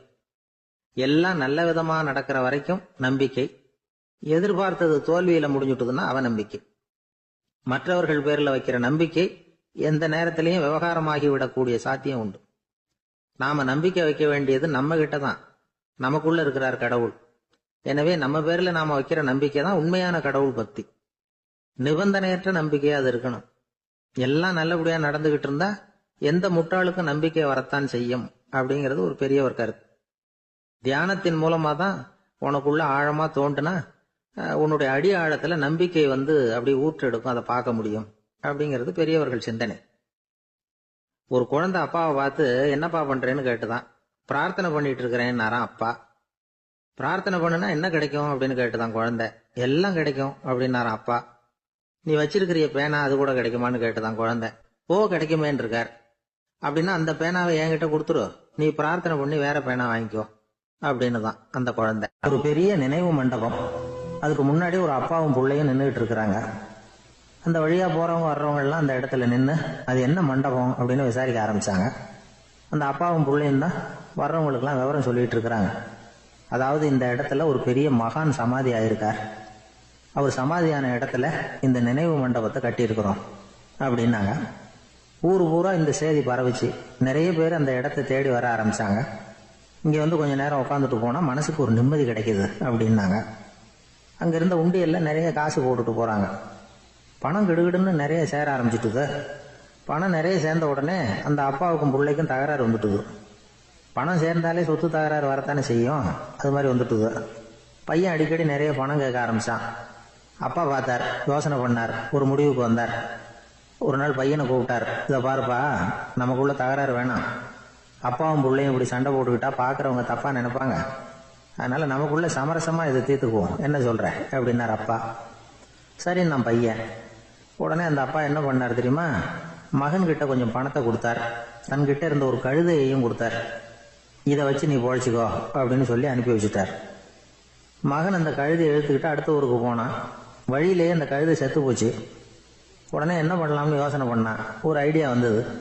அந்த கழுதையை ஒரு சாலை ஓரமாக புதைச்சான். கையில் இருந்த பணத்தை வச்சு அந்த இடத்துல ஒரு கல் மண்டபம் கட்டினான். அந்த வழியாக 2 பேர் வந்தாங்க. இது என்ன மண்டபம்னு விசாரிச்சாங்க. இந்த இடத்துல ஒரு பெரிய மகான் சமாதி ஆயிருக்கிறார் அப்படின்னா. இந்த செய்தி ஊர் பூரா பரவ ஆரம்பிச்சுட்டுது. நிறைய பேர் வந்து போக ஆரம்பிச்சாங்க. இங்கே வந்தால் மனசுக்கு ஒரு பெரிய நிம்மதி கிடைக்குது அப்படின்னு வேற சொல்ல ஆரம்பிச்சாங்க. வர வர கூட்டம் அதிகமாக வர ஆரம்பிச்சுட்டுது. உண்டியலில் பணம் நிறைய சேர்ந்துட்டுது. நகையெல்லாம் கூட கழட்டி காணிக்கையாக போட ஆரம்பிச்சுட்டாங்க. அப்பாவை விட மகன் பெரிய ஆளாயிட்டான். இதை கேள்விப்பட்டார் அப்பா. பையனை பார்த்துட்டு வரலாம்னு ஒரு நாள் புறப்பட்டு வந்தார். பையன் ஓஹோன்னு இருக்கிறான். பங்களா, காரு எல்லாம் வந்துட்டுது. எப்படிடா இந்த அளவுக்கு ஆனே அப்படின்னு விசாரிச்சார்.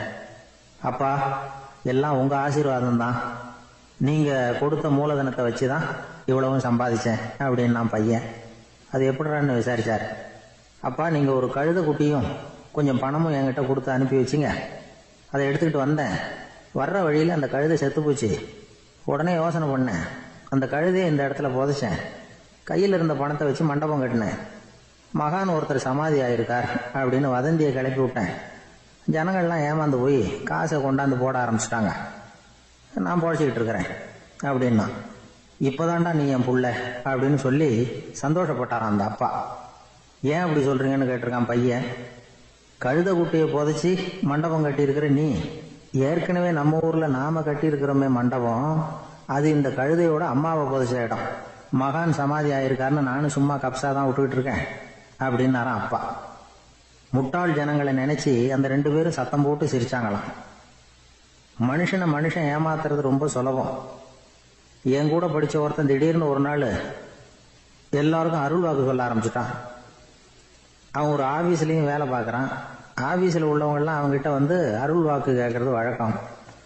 ஒரு நாள் நான் அவன் முன்னாடி போய் உட்காந்து பேசிக்கிட்டு இருந்தேன். அப்போ அதே ஆபீஸ்ல வேலை பார்க்குற ஒருத்தர் அவங்ககிட்ட வந்து, சுவாமி, என் மேஜையில் வச்சிருந்த பேனா திடீர்னு காணாமல் போட்டுது, அது திரும்ப கிடைக்குமா எனக்கு அப்படின்னு கேட்டார். இவன் கண்ணை உருட்டி பார்த்துட்டு, அது உனக்கு கிடைக்காது, புதுசாக வேற ஒன்று வாங்கிக்கப்போ அப்படின்னா. சரின்னு அவர் போயிட்டார். அவர் போனதுக்கு அப்புறம் நான் மெதுவாக இவனை பார்த்து, அது எப்படிடா அது உனக்கு கிடைக்காதுன்னு அவ்வளோ உறுதியாக அவர்கிட்ட சொன்னேன் அப்படின்னு கேட்டேன். இவன் மெதுவாக என் காதுகிட்ட வந்து, அந்த பேனாவை கிளப்புனதே நான் தான் அப்படிங்கிறான். ஒரு ஊர்ல ஒரு ஆள் இருந்தான். தையல் கடை வச்சிருந்தான். அவங்கிட்ட ஒருத்தன் ஒரு சட்டை துணி எடுத்து கொடுத்து தைக்க சொல்லியிருந்தான். வர்ற சனிக்கிழமை வா, வந்து வாங்கிட்டு போ அப்படின்னு அவன் சொல்லியிருந்தான். அதே மாதிரி இவன் வந்தான். அவன் தச்சு வச்சிருந்த சட்டையை கொடுத்தான். இவன் வாங்கி அங்கேயே போட்டு பார்த்தான். கை நீளம் ஒண்ணுக்கு ஒண்ணு வித்தியாசமா இருந்தது. வலது கை இடது பக்கத்தை விட நீளம் குறைச்சலா இருந்தது. அவன் முணுமுணுக்க ஆரம்பிச்சுட்டான். என்ன இது இப்படி தைச்சுட்டியேன்னு. இதுக்கு அவன் சொன்னான், ஐயையோ, இதுக்காகவா சங்கடப்படுறீங்க? வலது கையை மட்டும் கொஞ்சம் உள்ள இழுத்தாப்புல வச்சுக்கிட்டீங்கன்னா சரியா போகுது. மற்றபடி அந்த சட்டையில உள்ள கலை அம்சத்தை கவனிங்க. எவ்வளவு அற்புதமா தைச்சிருக்கேன் பாருங்க. ஒரு சின்ன குறைய இப்படி எல்லாம் பொருட்படுத்த வேண்டியதில்லை. நான் சொன்னது மாதிரி கையை கொஞ்சம் உள்ள இழுத்தது மாதிரி வச்சுக்கிட்டு நடந்து போங்க, ஜோரா இருக்கும் அப்படின்னா. அவனும் யோசிச்சு பார்த்தான். சரியான யோசனையா தான் தோணுச்சு.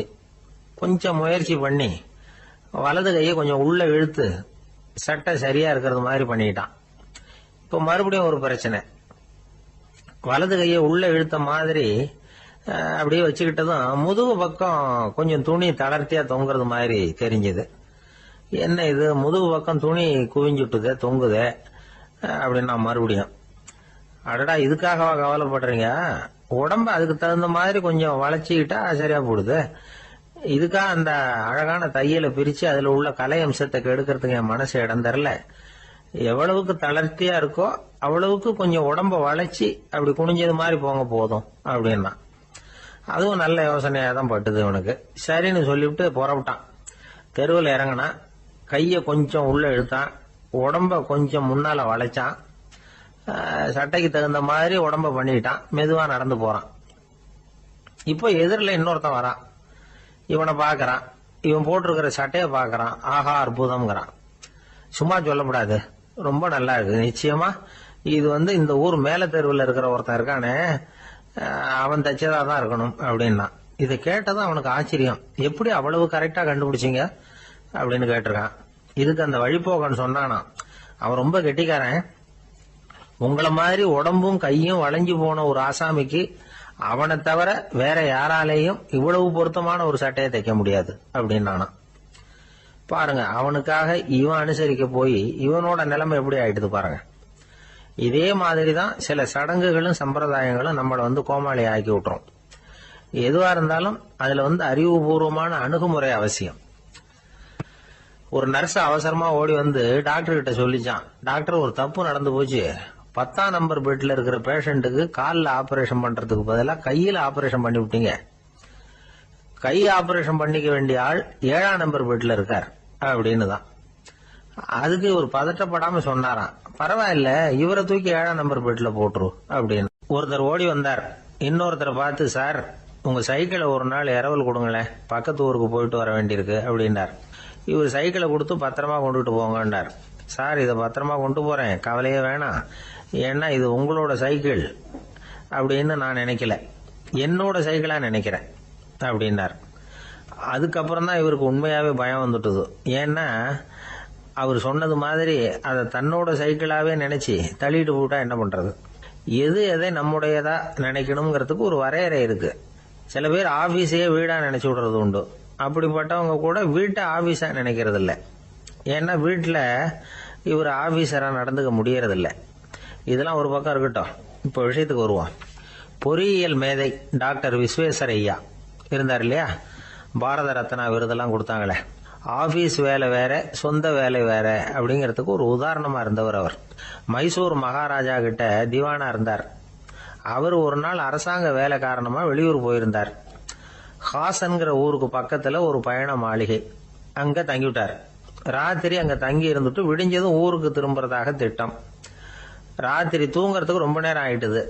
ரொம்ப நேரம் வரைக்கும் அரசாங்க சம்பந்தப்பட்ட வேலைகளையே பார்த்துக்கிட்டு இருக்கிறார். அரசாங்க ஃபைல்கள் நிறைய இருந்தது.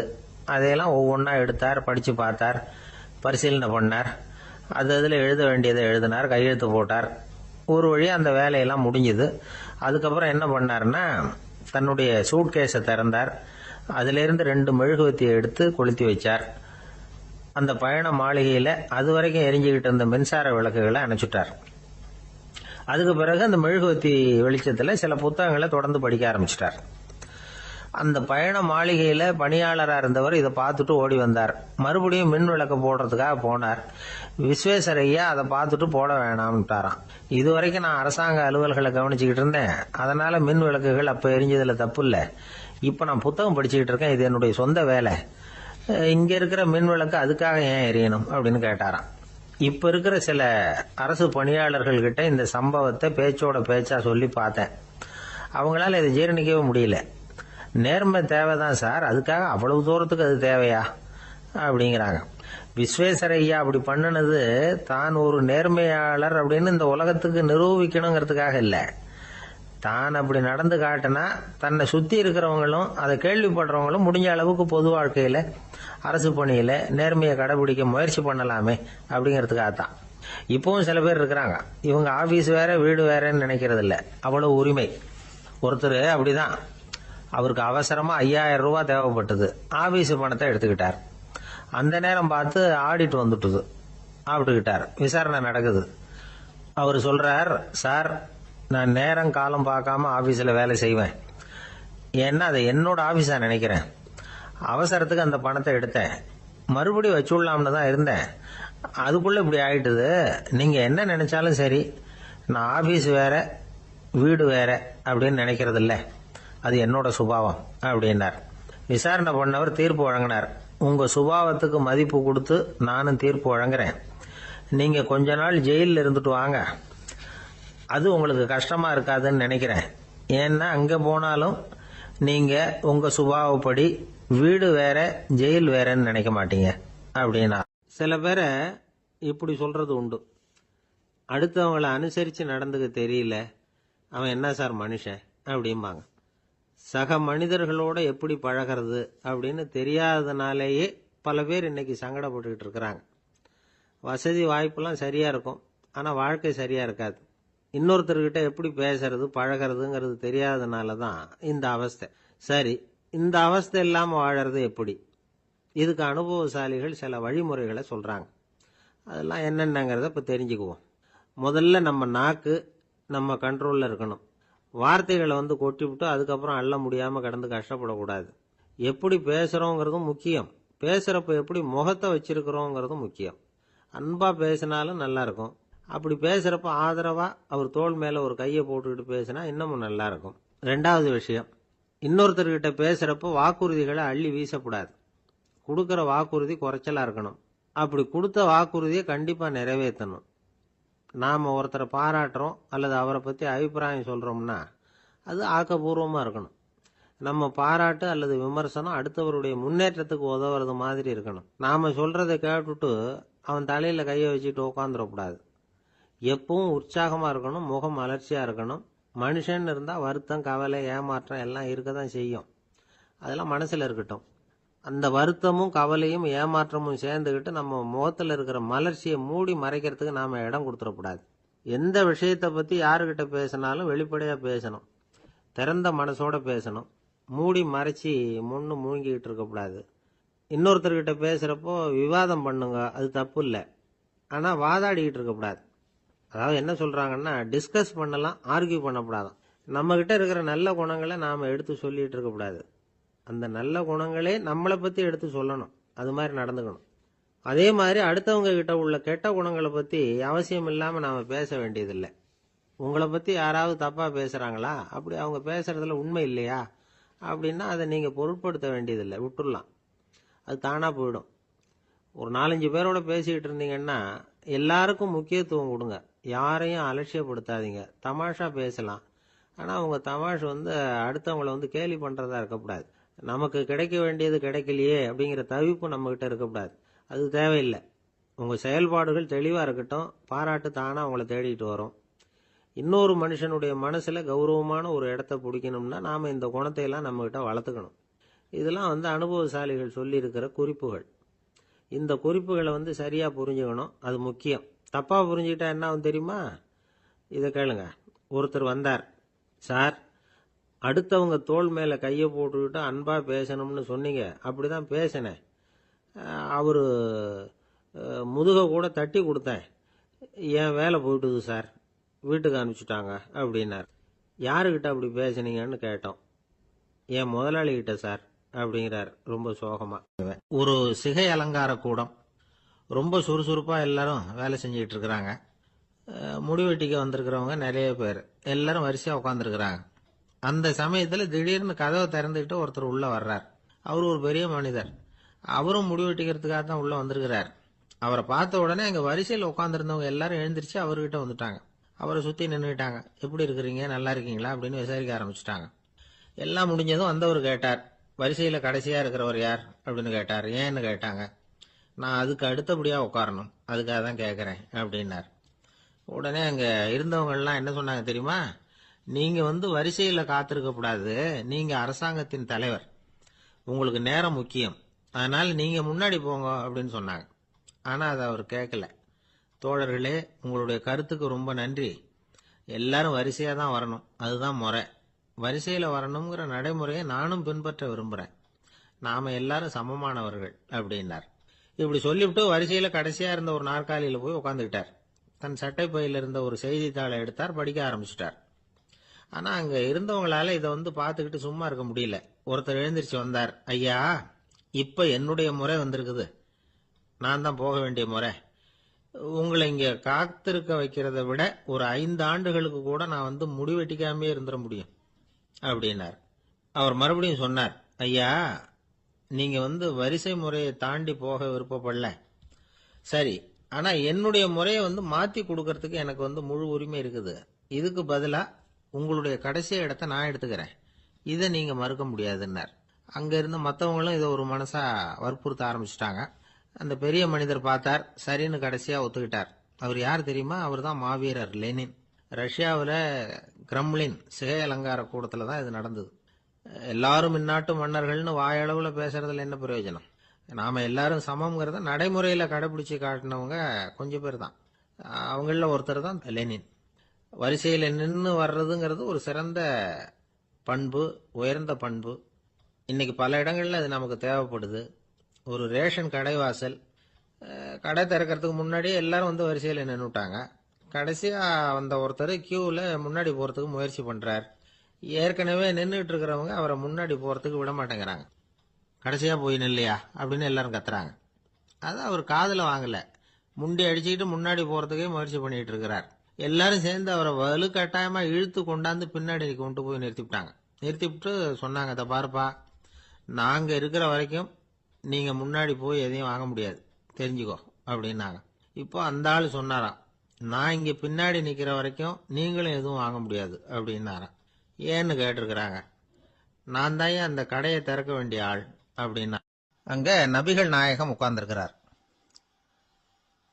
அந்த சமயம் அம்மா அங்க வர்றாங்க. அவங்க கையில திராட்சை பழ கொத்து, அதை கொண்டுகிட்டு வந்து நபிகள் கிட்ட கொடுக்குறாங்க. சாப்பிடுங்க அப்படின்னு சொல்லி ரொம்ப அன்பா வேண்டிக்கிறாங்க. நபிகள் நாயகமும் ரொம்ப பிரியமா அதை வாங்கிக்கிட்டார். அதுக்கப்புறம் அதை சாப்பிட ஆரம்பிச்சார். நபிகள் நாயகம் மதீனாவில் தங்கி இருந்தப்போ இது மாதிரி நிறைய பேர் பழங்களையும் தின்பண்டங்களையும் கொண்டுட்டு வந்து கொடுக்கறது வழக்கம். நபிகள் நாயகம் என்ன பண்ணுவார்னா அதையெல்லாம் வாங்குவார். உடனே பக்கத்தில் இருக்கிற தோழர்கள் எல்லாருக்கும் பகிர்ந்து கொடுப்பார், தானும் சாப்பிடுவார். இதுதான் எப்போதும் வழக்கம். ஆனா இந்த தடவை என்னாச்சு தெரியுமா? அவர் அப்படி பண்ணல. ஒவ்வொரு பழமா எடுத்து தானே சாப்பிட்டுக்கிட்டு இருக்கிறார்.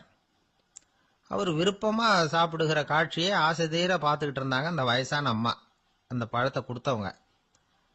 அவங்களுக்கு ரொம்ப மகிழ்ச்சியா இருந்தது, மன நிறைவா இருந்தது. நாம ஆசையா கொண்டுகிட்டு வந்து கொடுக்குற பழத்தை நபிகள் நாயகம் இவ்வளவு பிரியமா சாப்பிடுறாரே அப்படின்னு நினைச்சு ரொம்ப சந்தோஷப்பட்டாங்க. அதுக்கப்புறம் அங்கிருந்து அவங்க புறப்பட்டு போயிட்டாங்க. இந்த அம்மா போனதுக்கு அப்புறம் பக்கத்துல இருந்த தோழர்கள் பேச ஆரம்பிச்சாங்க. ஏன்னா அவங்களுக்கு சந்தேகம், இன்னைக்கு வித்தியாசமா நடந்துகிட்டாரே அப்படின்னு. அண்ணலே, எது உங்களுக்கு வந்தாலும் எங்க எல்லாருக்கும் கொடுத்துட்டு தான் நீங்க சாப்பிடுவீங்க. இன்னைக்கு மட்டும் நீங்க அப்படி செய்யலையே, எல்லா பழத்தையும் நீங்களே சாப்பிட்டீங்களே, அதுக்கு என்ன காரணம் அப்படின்னு கேட்டாங்க. இப்படி கேட்கறதுனால நாயகம் அதை தப்பா புரிஞ்சுக்க மாட்டார் அப்படிங்கறது அவங்களுக்கு தெரியும். யாரும் எதையும் அவர்கிட்ட கேட்கலாம், அப்படி கேட்கறதுக்கு உரிமை உண்டு. இந்த ஜனநாயக முறைகளுக்கு அவர்கள் கொடுத்த மரியாதை இது. தோழர்களின் கேள்விக்கு நபிகள் பதில் சொல்ல ஆரம்பிச்சார். நண்பர்களே, அந்த அம்மா ரொம்ப பிரியமா அந்த பழங்களை என்கிட்ட கொண்டுகிட்டு வந்து கொடுத்தாங்க. முதல்ல ஒரு பழத்தை எடுத்து வாயில போட்டு பார்த்தேன். அது ரொம்ப புளிப்பா இருந்தது, சாப்பிடுறது ரொம்ப கஷ்டம். உங்ககிட்ட யாருக்காவது அதை கொடுத்திருந்தா அதுல வாயில போட்டதும் புளிப்பு தாங்காம முகம் சுழிச்சிருப்பீங்க. அதை அந்த அம்மா பார்த்துட்டாங்கன்னா வருத்தப்பட்டிருப்பாங்க. ஆசையா கொண்டுகிட்டு வந்து நமக்கு கொடுத்துருக்குறாங்க. அவங்க அன்பான மனசை நோகடிக்கிறதுக்கு நான் விருப்பப்படலை. அதனால முகம் சுளிக்காம சாப்பிடணுமேங்கிறதுக்காகத்தான் அந்த பழங்கள் பூராவே நானே சாப்பிட்டுட்டேன் அப்படின்னு புன்முறுவலோட பதில் சொன்னாராம் நபிகள் நாயகம். இன்னொருத்தர் மனசு புண்படக்கூடாதுங்கிறதுக்காக புளிப்பையும் இனிப்பா ஏற்றுக்கொள்ளுகிற பண்பாடு இருக்கு பாருங்க, அது ஒரு பெரிய நாகரிகம். அது எல்லாருக்கும் சுலபமா வந்துடாது. நல்லா இருக்கிற பழத்தையே என்ன இவ்வளவு மோசமா இருக்கேன்னு சொல்லுகிறவர்கள் தான் நம்ம கிட்ட அதிகம். இந்த காலத்துல இல்வாழ்க்கையில இந்த நாகரிகத்தை சில பேர் கடைபிடிக்கிறது உண்டு. நல்லா இருக்க இல்லையோ முகம் சுளிக்காம சாப்பிட்டுருவாங்க. ஏன்னு கேட்டா, எதுக்காக சார் வீண் வம்பு, ஏதோ நமக்குன்னு கொடுத்து வச்சது அவ்வளவுதான் அப்படின்னு நினைச்சுக்கிட்டு போக வேண்டியது தானே அப்படிம்பாங்க. இவங்கெல்லாம் கூட ஒரு விதத்துல பண்பாடு தெரிஞ்சவர்கள் தான். இப்போ ஒரு ஆளு ஊரெல்லாம் சுத்தி விட்டு கடைசியில அழுத்து போய் ஒரு ஹோட்டலுக்குள்ள நுழைஞ்சானான். ரொம்ப களைப்பா இருந்தது அவனுக்கு. அதனால ரொம்ப களைப்படைஞ்சு போய் ஒரு நாற்காலியில போய் உட்காந்துருக்கிறான். இவனை பார்த்ததும் சர்வர் ஓடி வந்தார். சார் உங்களுக்கு என்ன வேணும்னு கேட்டார். எனக்கு தேவை 2 தோசையும் கொஞ்சம் அன்பான வார்த்தைகளும் அப்படின்னா. சர்வர் உள்ள போனார், 2 தோசையை கொண்டாந்து வச்சார். அன்பான வார்த்தை கேட்டனே அப்படின்னா இவன். சர்வர் ரொம்ப பணிவா குனிஞ்சு இவன் காதோரமா சொன்னார், ஐயா, இந்த தோசையை சாப்பிட்றாதீங்க, புளிச்சு போன பழைய மாவு அப்படின்னார். இது பாருங்க, அன்பான வார்த்தையும் 2 தோசையும் கேட்டார், கொண்டாந்து கொடுத்துட்டார். இப்படி இருக்கிறவர்களும் இன்றைய மனிதர்கள்ல அதிகம். அதனால மனிதர்கள் ஒவ்வொருத்தரும் ஒவ்வொரு விதம். நம்ம கிட்ட பிரியமா நடந்துகிறவர்கள் மனம் கோணும்படி நாம் நடந்து கொள்ளக்கூடாது அப்படிங்கிறது தான் நபிகள் நாயகம் அவருடைய செயல் மூலமா நமக்கு உணர்த்தி இருக்கிற வாழ்வியல் உண்மை. ஒரு நண்பர் அவசரமா என்கிட்ட ஓடி வந்தார். அப்புறம் சொன்னார், என்னால நம்பவே முடியல சார், என் பையனா இப்படி அப்படின்னு சொல்லி ஆச்சரியப்பட்டார். உங்க பையன் அப்படி என்னதான் செஞ்சுட்டான்னு கேட்டேன். என்னால முடியாத ஒரு காரியத்தை அவன் சுலபமா செஞ்சுட்டான் சார் அப்படின்னார். அது என்ன, உங்களால முடியாத காரியத்தை அவன் செஞ்சுட்டாங்கிறீங்க, அது என்ன காரியம்னு தான் சொல்லுங்களேன். என்ன 5ஆம் வகுப்புல அவன் ஒரே தடவையில் பாஸ் ஆயிட்டான் சார், அதாவது ஒரே அட்டம்ப்ட்ல பாஸ் ஆயிருக்கிறான் அப்படின்னார். மூச்சு வாங்க. கஷ்டப்பட்டு பரீட்சை எழுதினவன் அவன், இவருக்கு மூச்சு வாங்குது. நம்மால செய்ய முடியாத ஒரு காரியத்தை இன்னொருத்தர் செய்யும் போது அது நமக்கு ஆச்சரியமா தெரியுது. இப்ப சர்க்கஸ் பாக்குறோம், அங்க ஒருத்தர் அந்தரத்துல தொங்குறார், அதை பாக்குறப்போ அது நமக்கு ஆச்சரியமா தெரியுது. ஏன்னா அது மாதிரி அந்தரத்துல தொங்குறதுங்கிறது நம்மால முடியாத காரியம். நம்மால முடியாத ஒன்ன அடுத்த ஒருத்தர் ரொம்ப சுலபமா செய்யறப்போ நாம மருள்வது இயற்கை. இதைத்தான் தொல்காப்பியம் மருட்கை அப்படின்னு சொல்லுது. இந்த வியப்பு இருக்குதே, இது 4 வகையில ஏற்படுதான். அதையும் தொல்காப்பியம் தான் சொல்லுது. அது என்ன 4 வகை அப்படின்னா, முதல் வகை எப்படின்னா புதுமையான அரிய செயல்களை செய்வது. 2வது வகை என்னன்னா பெரிய செயல்களை செய்யறது. 3வது வகை எப்படின்னா மிக நுட்பமான செயல்களை செய்யறது. 4வது வகை ஆக்கம் தரும் செயல்களை செய்யறது. புதுமை, பெருமை, சிறுமை, ஆக்கமோடு மதினம் சாலா மருட்கை 4 அப்படிங்கிறது தொல்காப்பியம். இன்னைக்கு விஞ்ஞானம் புதுசா எதையோ கண்டுபிடிச்சிக்கிட்டு இருக்குது. அந்த கண்டுபிடிப்புகளை எல்லாம் பாக்குறப்போ ஆரம்பத்துல ஆச்சரியமா இருக்கு, அதுக்கப்புறம் நமக்கு பழகி போடுது. இப்போ வானொலி பெட்டி புதுசா வந்தப்போ அதை சுற்றி எவ்வளவு கும்பல், ஒரு பெட்டி பேசுது அப்படிங்கிறது எவ்வளவு வியப்புக்குரிய விஷயம். இப்ப யாரும் வானொலி பெட்டியை ரொம்ப ஆச்சரியத்தோட பாக்குறது இல்ல. வச்சிருந்தாதான் ஆச்சரியமா பார்ப்பாங்க சில பேர், இந்த காலத்துல இப்படி வச்சிருக்கிறாரேன்னு சொல்லி. மாறா அதை அலட்சியமாவும் பார்க்க ஆரம்பிச்சுட்டாங்க. மதினம் சாலா மருட்கை அப்படின்னு ஒரு சொற்றொடர் வருது பாருங்க, அதுல கருத்தாழம் உண்டு. எதை பத்தியும் போதுமான அளவு புரிஞ்சிக்காதப்போ ஒருத்தர் ஆச்சரியப்படுறார், புரிஞ்சுகிட்டதுக்கு அப்புறம் ஆச்சரியம் மறைஞ்சு போடுது. மிக நுட்பமான செயல்களும் நம்மளை ஆச்சரியப்பட வைக்குது. ஒரு அரிசியில ஒரு திருக்குறள் எழுதி காட்டுறாங்க, ஒரு முட்டை ஓட்டுக்குள்ள ஓவியம் தீட்டி காட்டுறாங்க. கருங்கல் சிற்பங்கள்ல எவ்வளவு நுட்பமான வேலைப்பாடுகள், அதையெல்லாம் பார்த்து ஆச்சரியப்படுறோம். இது மாதிரியே ஆக்கப்பூர்வமான செயல்களும் நம்மளை வியப்பில் ஆழ்த்தும். குப்பை கூலங்களை கூட வாழ்க்கைக்கு பயன்படுகிற பொருளா மாற்றுகிறவர்கள் இருக்கிறாங்க. அவங்களுடைய செயல் நமக்கு ஆச்சரியத்தை தருது.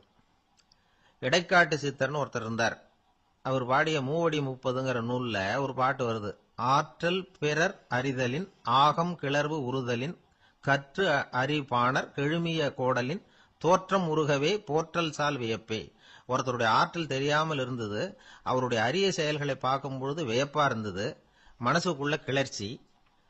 பாவலர்கள் இவர்கள் புகழப்பாடி மற்றவர்களும் தெரிந்து கொள்ளுமாறு செய்கிறார்கள். ஆக எல்லா வகையிலுமே மக்கள் தங்களுடைய வாழ்க்கையில முன்னேறுவதற்கு வழிகாட்டுகிற ஒரு மெய்ப்பாடு தான் வியப்புங்கிறது. இன்னைக்கு இளைஞர்கள் இதை நல்லா புரிஞ்சுக்கணும். ஆச்சரியப்படுங்கள், ஆச்சரியப்பட வைப்பீர்கள். இந்த காலத்துல நம்ம எப்படி எல்லாமோ ஆச்சரியப்பட வைக்கிற அதிசய மனிதர்கள் இருக்கிறாங்க.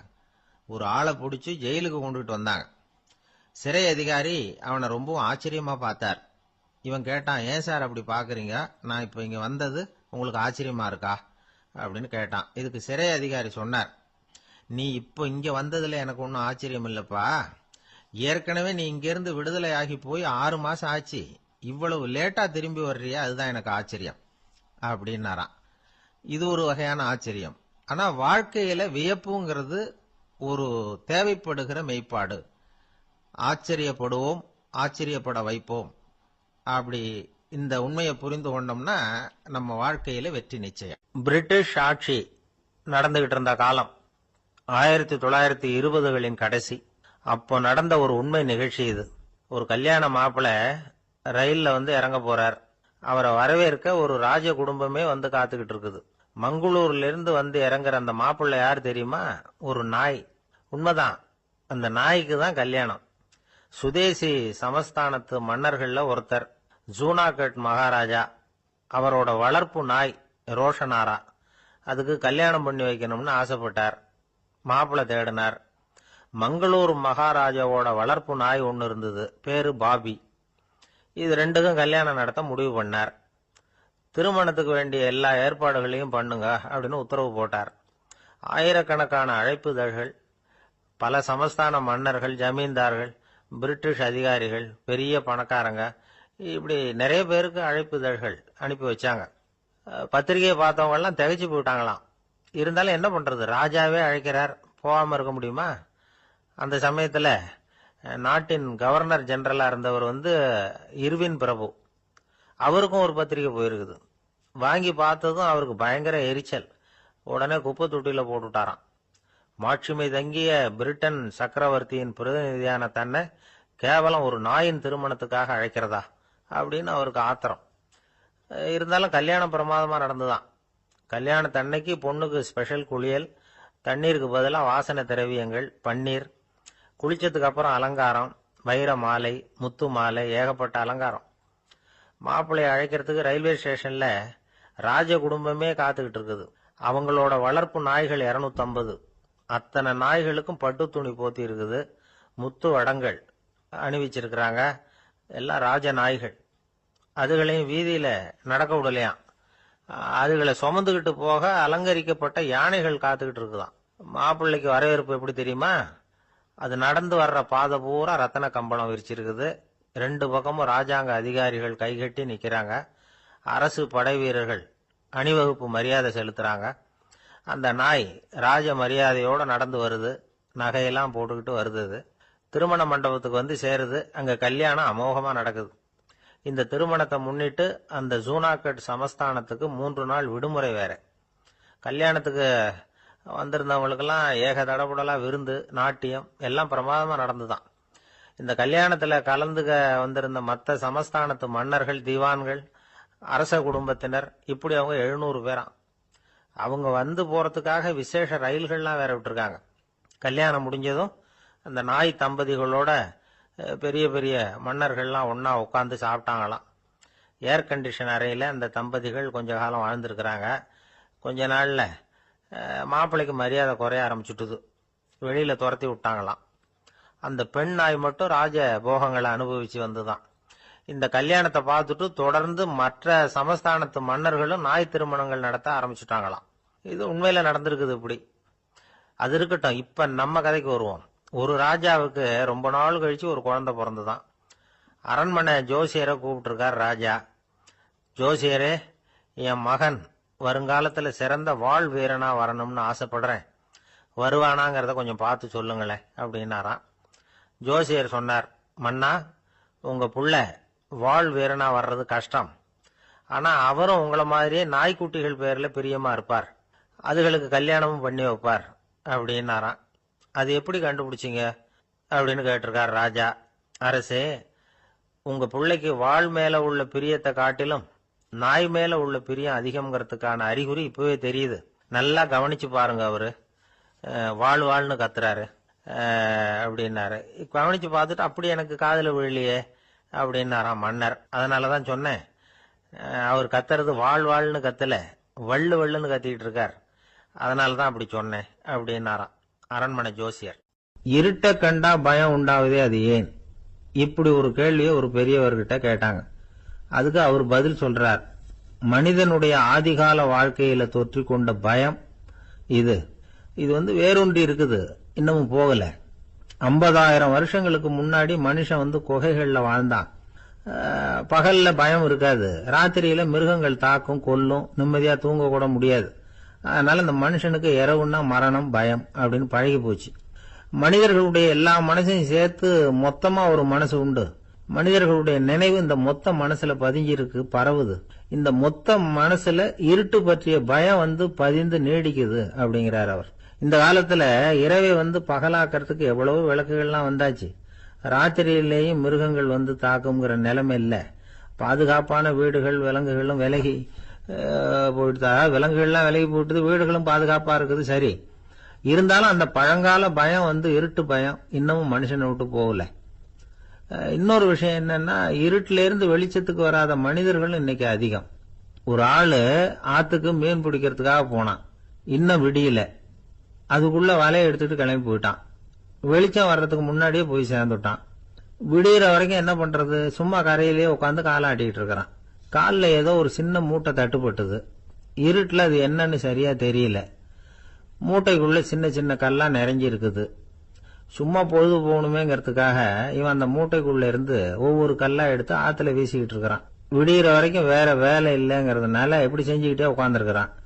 கிழக்க மெதுவா வெளிச்சம் தெரிய ஆரம்பிச்சது. பொழுது விடியறதுக்கான அறிகுறி. இதுக்குள்ள அந்த மூட்டையில இருந்த எல்லா கல்லையும் எடுத்து வீசி எறிஞ்சுட்டான். கடைசியா ஒரே ஒரு கல்லு மட்டும்தான் கையில பாக்கி இருந்தது. வெளிச்சம் வந்ததும் அந்த கல்லை பார்த்தான், அப்படியே திகைச்சு போயிட்டான். அடடா, இது வரைக்கும் தெரியாம தப்பு பண்ணிட்டோமே அப்படின்னு நினைச்சான். ஏன் தெரியுமா, அவன் கையில இருந்தது வெறும் கல்லு இல்ல, விலை வசந்த ரத்தன கல்லு. அது இருட்டுல என்னன்னு புரியாததுனால மூட்டையில இருந்த எல்லா ரத்தன கல்லையும் ஆத்துல வீசி எறிஞ்சிருக்கிறான். இப்போ அவனுக்கு அழுகையே வந்துரும் போல இருந்தது. வாழ்க்கையை வசதி ஆக்கிக்கிறதுக்கான வாய்ப்பு அவனுக்கு இருந்தது. இருந்தாலும் இருட்டுல அதை இழந்துட்டான். அந்த வகையில அவனுக்கு கொஞ்சம் அதிர்ஷ்டம் இருந்திருக்குது. அதாவது ஏதோ ஒரு வகையில இருந்திருக்குது. அதனாலதான் அந்த கடைசி கல்ல எரியறதுக்குள்ள வெளிச்சம் வந்துட்டுது. பல பேருக்கு அந்த அளவு கூட அதிர்ஷ்டம் வர்றதில்ல. எல்லாத்தையும் வீசினதுக்கு அப்புறம் தான் வெளிச்சம் வரும்.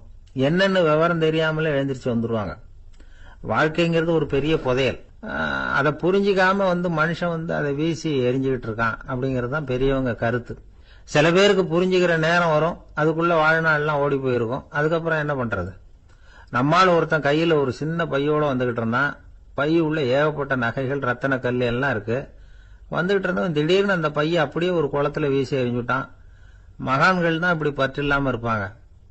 என்னங்க இது, விலை மதிப்புள்ள அந்த பைய இப்படி குளத்துல வீசி எறிஞ்சுட்டீங்களே, இதுக்கு என்ன அர்த்தம் அப்படின்னு கேட்டார் அவன் கூட வந்தவர். அவன் மெதுவா இவர் காதோட காதா சொல்றான், ஒரு போலீஸ்காரர் பின்னாடி வந்துகிட்டு இருக்கிறார், அவர் போனதுக்கு அப்புறம் இதை எடுத்துக்குவேன் அப்படிங்கிறான். அமெரிக்க ஜனாதிபதி ஆப்ரஹாம் லிங்கன் ஒரு நாள் தன்னோட கோச்சு வண்டியில தலைநகரான வாஷிங்டனுக்கு போயிட்டு இருக்கிறார். கோச்சு வண்டி ஒரு சாலையில போயிட்டு இருக்கு. அந்த சாலைக்கு ஒரு பக்கத்துல பயங்கரமான சதுப்பு நிலம். சதுப்பு நிலம்னா அது புதைகுழி, புதை மணல்ங்கிறோம்ல, அது மாதிரி. அந்த சதுப்பு நிலத்துல யாராவது மாட்டிக்கிட்டா அவ்வளவுதான், ஆளை கொஞ்சம் கொஞ்சமா உள்ள அமுக்கிவிடும். தப்பிச்சு கரையேறது கஷ்டம். அப்படிப்பட்ட நிலம் அது. ஆப்ரஹாம் லிங்கன் ஏதோ ஒரு முக்கியமான அரசாங்க வேலையா போயிட்டு திரும்பி வந்துகிட்டு இருக்கிறார். அதனால அந்த சமயத்துல அவர் விலை வசந்த ஆடைகளை அணிஞ்சிருக்கிறார். அப்படி அவர் அந்த கோச்சு வண்டியில வந்துகிட்டு இருக்கிறாரு. அந்த சமயத்துல ஒரு காட்சி அவர் கண்ணுல பட்டுட்டுது. என்ன தெரியுமா, ரோட்டுக்கு பக்கத்துல இருந்த சதுப்பு நிலத்துல ஒரு இளம் பன்றிக்குட்டி சிக்கிக்கிட்டு தவிச்சுக்கிட்டு இருக்குது. பரிதாபமா கத்திக்கிட்டு இருக்குது. அதை பார்த்தார் லிங்கன். அவருக்கு என்ன மாதிரி ஆயிட்டுது. உடனே வண்டியை நிறுத்த சொன்னார். கீழே இறங்கினார். தன்னோட விலை வசந்த ஆடைகளை பத்தி லட்சியம் பண்ணவே இல்லை. தனக்கே ஆபத்து வரலாம்ங்கிறத பத்தியும் கவலைப்படல. தான் ஒரு குடியரசுத் தலைவருங்கிறத பத்தியும் அவர் நினைச்சு பார்க்கல. நேரம் அந்த சதுப்பு நிலம் பக்கமா போனாரு. அந்த சேத்துல இறங்கி பன்றிக்குட்டியை காப்பாத்தி கரைக்கு கொண்டுட்டு வந்து சேர்த்துட்டார். அதுக்கப்புறம் நிம்மதியா கோச்சு வண்டியில ஏறி வெள்ள மாளிகைக்கு வந்து சேர்ந்தார். ட்ரெஸ், உடம்பு பூரா சேரு சகதி. பார்க்குறவங்களுக்கெல்லாம் ஆச்சரியமா போச்சு. அவங்களுக்கு ஒன்றும் புரியல. இவர் நேரா ட்ரெஸ்ஸு மாற்றிக்கிறதுக்காக போனார். கோச்சு வண்டி ஓட்டிகிட்டு வந்தவன் கிட்ட போய் எல்லாரும் கேட்டாங்க என்ன ஆச்சு அப்படின்னு. அவர் வர்ற வழியில் நடந்த விவரத்தை சொன்னார். ஆப்ரஹாம் லிங்கனுடைய இந்த இறக்க குணத்தை எல்லாரும் பாராட்டினாங்களாம், புகழ்ந்தாங்களாம். ஆனால் இதுக்கு லிங்கன் என்ன பதில் சொன்னார் தெரியுமா? தயவு பண்ணி இந்த புகழ்ச்சியான பேச்சையெல்லாம் ஒதுக்குங்க, அதெல்லாம் வேணாம். அந்த சின்ன பிராணி சகதியில் மாட்டிக்கிட்டு துடிச்சிக்கிட்டு இருந்தது, அதை பார்த்தேன். உடனே என்னுடைய இதயத்தில் ஒரு முள்ளு தைச்சது மாதிரி ஒரு உணர்வு. அந்த முள்ளை பிடுங்கி எறிஞ்சேன், அவ்வளவுதான். உண்மையில் அந்த பிராணிக்கு நான் உதவினேங்கிறத விட எனக்கு ஏற்பட்ட இன்னலை போக்கிட்டேன் அப்படிங்கிறது தான் உண்மை. அதுதான் பொருத்தம். அப்படி இருக்கிறப்போ இதில் புகழறதுக்கு என்ன இருக்குது அப்படின்னாராம் ஆப்ரஹாம் லிங்கன். எவ்வளவு யதார்த்தமான வார்த்தைகள் பாருங்க. இந்த காலத்தில் நம்மளையும் பல பேர் அப்படி உண்டு. நீச்சல் தெரியாத ஒரு ஆள் தண்ணியில் இறங்கிட்டான். தண்ணி ஆழம்ங்கிறது அப்புறமா தான் தெரிஞ்சுது. தத்தளிக்க ஆரம்பிச்சுட்டான். வாழ் வாழ்னு கத்துறான். கரையில் நின்றுட்டு இருந்த ஒருத்தர் இதை பார்த்தார். உடனே அவருக்கு இதயத்தில் முள்ளு தைச்சது மாதிரி ஒரு உணர்வு. உடனே குபீர்னு தண்ணியில் பாய்ஞ்சார். அவரை காப்பாற்றி கரைக்கு கொண்டுட்டு வந்து சேர்த்தார். இதை பார்த்துக்கிட்டு இருந்த இன்னொருத்தர் காப்பாற்றின அந்த ஆளை பாராட்டி புகழ்ந்தார். என்ன புகழாதீங்க சார் அப்படின்னார் அவர். ஏன்னு கேட்டார் இவர்.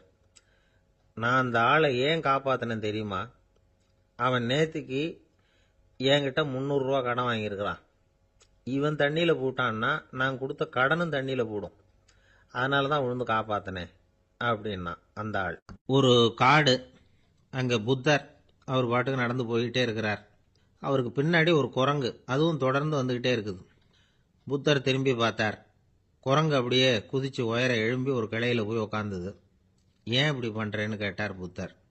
என்னை சாதாரணமாக நினைக்க வேணாம், நான் மகாமந்தி, என்னால் எல்லாம் முடியும், முடியாதுங்கிற வார்த்தையே என்னுடைய அகராதியில் கிடையாது, என்ன வேணும்னாலும் செய்வேன் அப்படின்னுது. அப்படின்னா ஒரு பந்தயம் வச்சுக்கலாமான்னாரு இவர். ஓ வச்சுக்கலாமேன்னுது. வேற ஒன்றும் இல்லை, இப்போ நீ மேலே எழும்பி அந்த கிளையில் உட்காந்தது மாதிரி அங்கேருந்து தாவி என் உள்ளங்கையில் உட்காரணும், அவ்வளவுதான் அப்படின்னார். அப்படி உட்காந்துட்டா என்ன பரிசு அப்படின்னு கேட்டது அது. சொர்க்கத்தில் இருக்கிற மாமன்னன் மரகத சக்கரவர்த்தியை என்னோட இருக்கும்படியாக கூப்பிட்டுக்கிறேன். அந்த சமயத்தில் அவருடைய அரியணை அங்கே காலியாயிடும், நீ அதில் போய் உட்காந்துக்கலாம். பந்தயத்தில் தோத்துட்டா ஒரு கல்ப காலம் இந்த பூமியில் வாழ வேண்டியிருக்கும். அதுக்கு பிறகுதான் என்கிட்ட வர முடியும். என்ன சொல்ற அப்படின்னார். குரங்குக்கு தாவறது ஒரு பெரிய காரியமா? இது எனக்கு ரொம்ப சாதாரண விஷயம், என்ன இப்பவே தாவட்டுமா அப்படின்னுது. சரின்னு சொல்லி உள்ளங்கையை நீட்டினார். அவருடைய கை தாமரை இலை அளவுக்கு அப்படியே விரிஞ்சுது. குரங்கு சௌரியமா உட்கார்றதுக்காக. குரங்கு தாவறதுக்கு தயாராச்சு. அதுக்கு முன்னாடி ஒரு சின்ன யோசனை அதுக்கு. இந்த கிளையிலிருந்து அந்த கைக்கு தாவறது எனக்கு ரொம்ப அற்பமான ஒரு வேலை, இது ரொம்ப சாதாரணம், என்னுடைய கௌரவத்துக்கு இது சரியா இருக்காது. அதனால நான் என்ன பண்ண போறேன்னா, இங்கேருந்து கிளையிலிருந்து அப்படியே உயர எழும்ப போறேன். எழும்பி மேல் உலகம் போய் அங்க ஒரு சுத்து சுத்திவிட்டு அதுக்கப்புறம் அங்கேருந்து நேரா இந்த கையில உட்கார போறேன் அப்படின்னு நினைச்சது. என்ன யோசிக்கிற அப்படின்னார் புத்தர். ஒண்ணும் இல்லை, இந்த பாயிரம் பார் அப்படின்னு சொல்லி தாவி உயர போயிட்டுது. கொஞ்ச நேரத்தில் வான உலகத்துக்கே போய் சேர்ந்துட்டுது. அங்க போய் பார்த்தா அங்க ஒரு 5 பளிங்கு தூண்கள் இளம் சிவப்பு நிறத்துல நின்றுட்டு இருக்குது. குரங்கு நினைச்சுக்கிட்டது, புத்தர்கிட்ட போய் இந்த பளிங்கு தூண்களை பார்த்தோம்னு சொன்னா அப்படியே திகைச்சு போயிடுவார், இந்த தூண்ல ஏதாவது அடையாளம் செஞ்சுட்டு போகணும் அப்படின்னு அந்த இடத்துல மிதந்துகிட்டே நினைச்சுது. உடனே ஒரு தூணில் எழுதிச்சு. என்ன எழுதிச்சுன்னா, ஒரு மகா ஞானி இங்க வந்துட்டு போறார் அப்படின்னு எழுதிச்சு. எழுதிவிட்டு அப்படியே கீழே தாவி புத்தரோட உள்ளங்கையில் உட்காந்துது. எப்படி பார்த்தீங்களா என்னுடைய வேலை? வான உலகத்துக்கே போய் அங்கே இருக்கிற 5 பளிங்கு தூண்களை பார்த்துட்டு அதில் நான் வந்த விவரத்தை எழுதி வச்சுட்டு அதுக்கப்புறம் இங்கே வந்திருக்கிறேன் அப்படின்னுது ரொம்ப பெருமையா. அப்படியா அப்படின்னார் புத்தர். ஆமாம், சந்தேகமாக இருந்தால் வாங்க அழைச்சிட்டு போய் காட்டுறேன் அப்படின்னுது அந்த குரங்கு. அதுக்கு தேவையில்லை, அப்படியே கொஞ்சம் கீழே குனிஞ்சு பார் தெரியும் அப்படின்னார் புத்தர். அங்கே பார்த்தா புத்தரோட உள்ளங்கை தெரிஞ்சுது.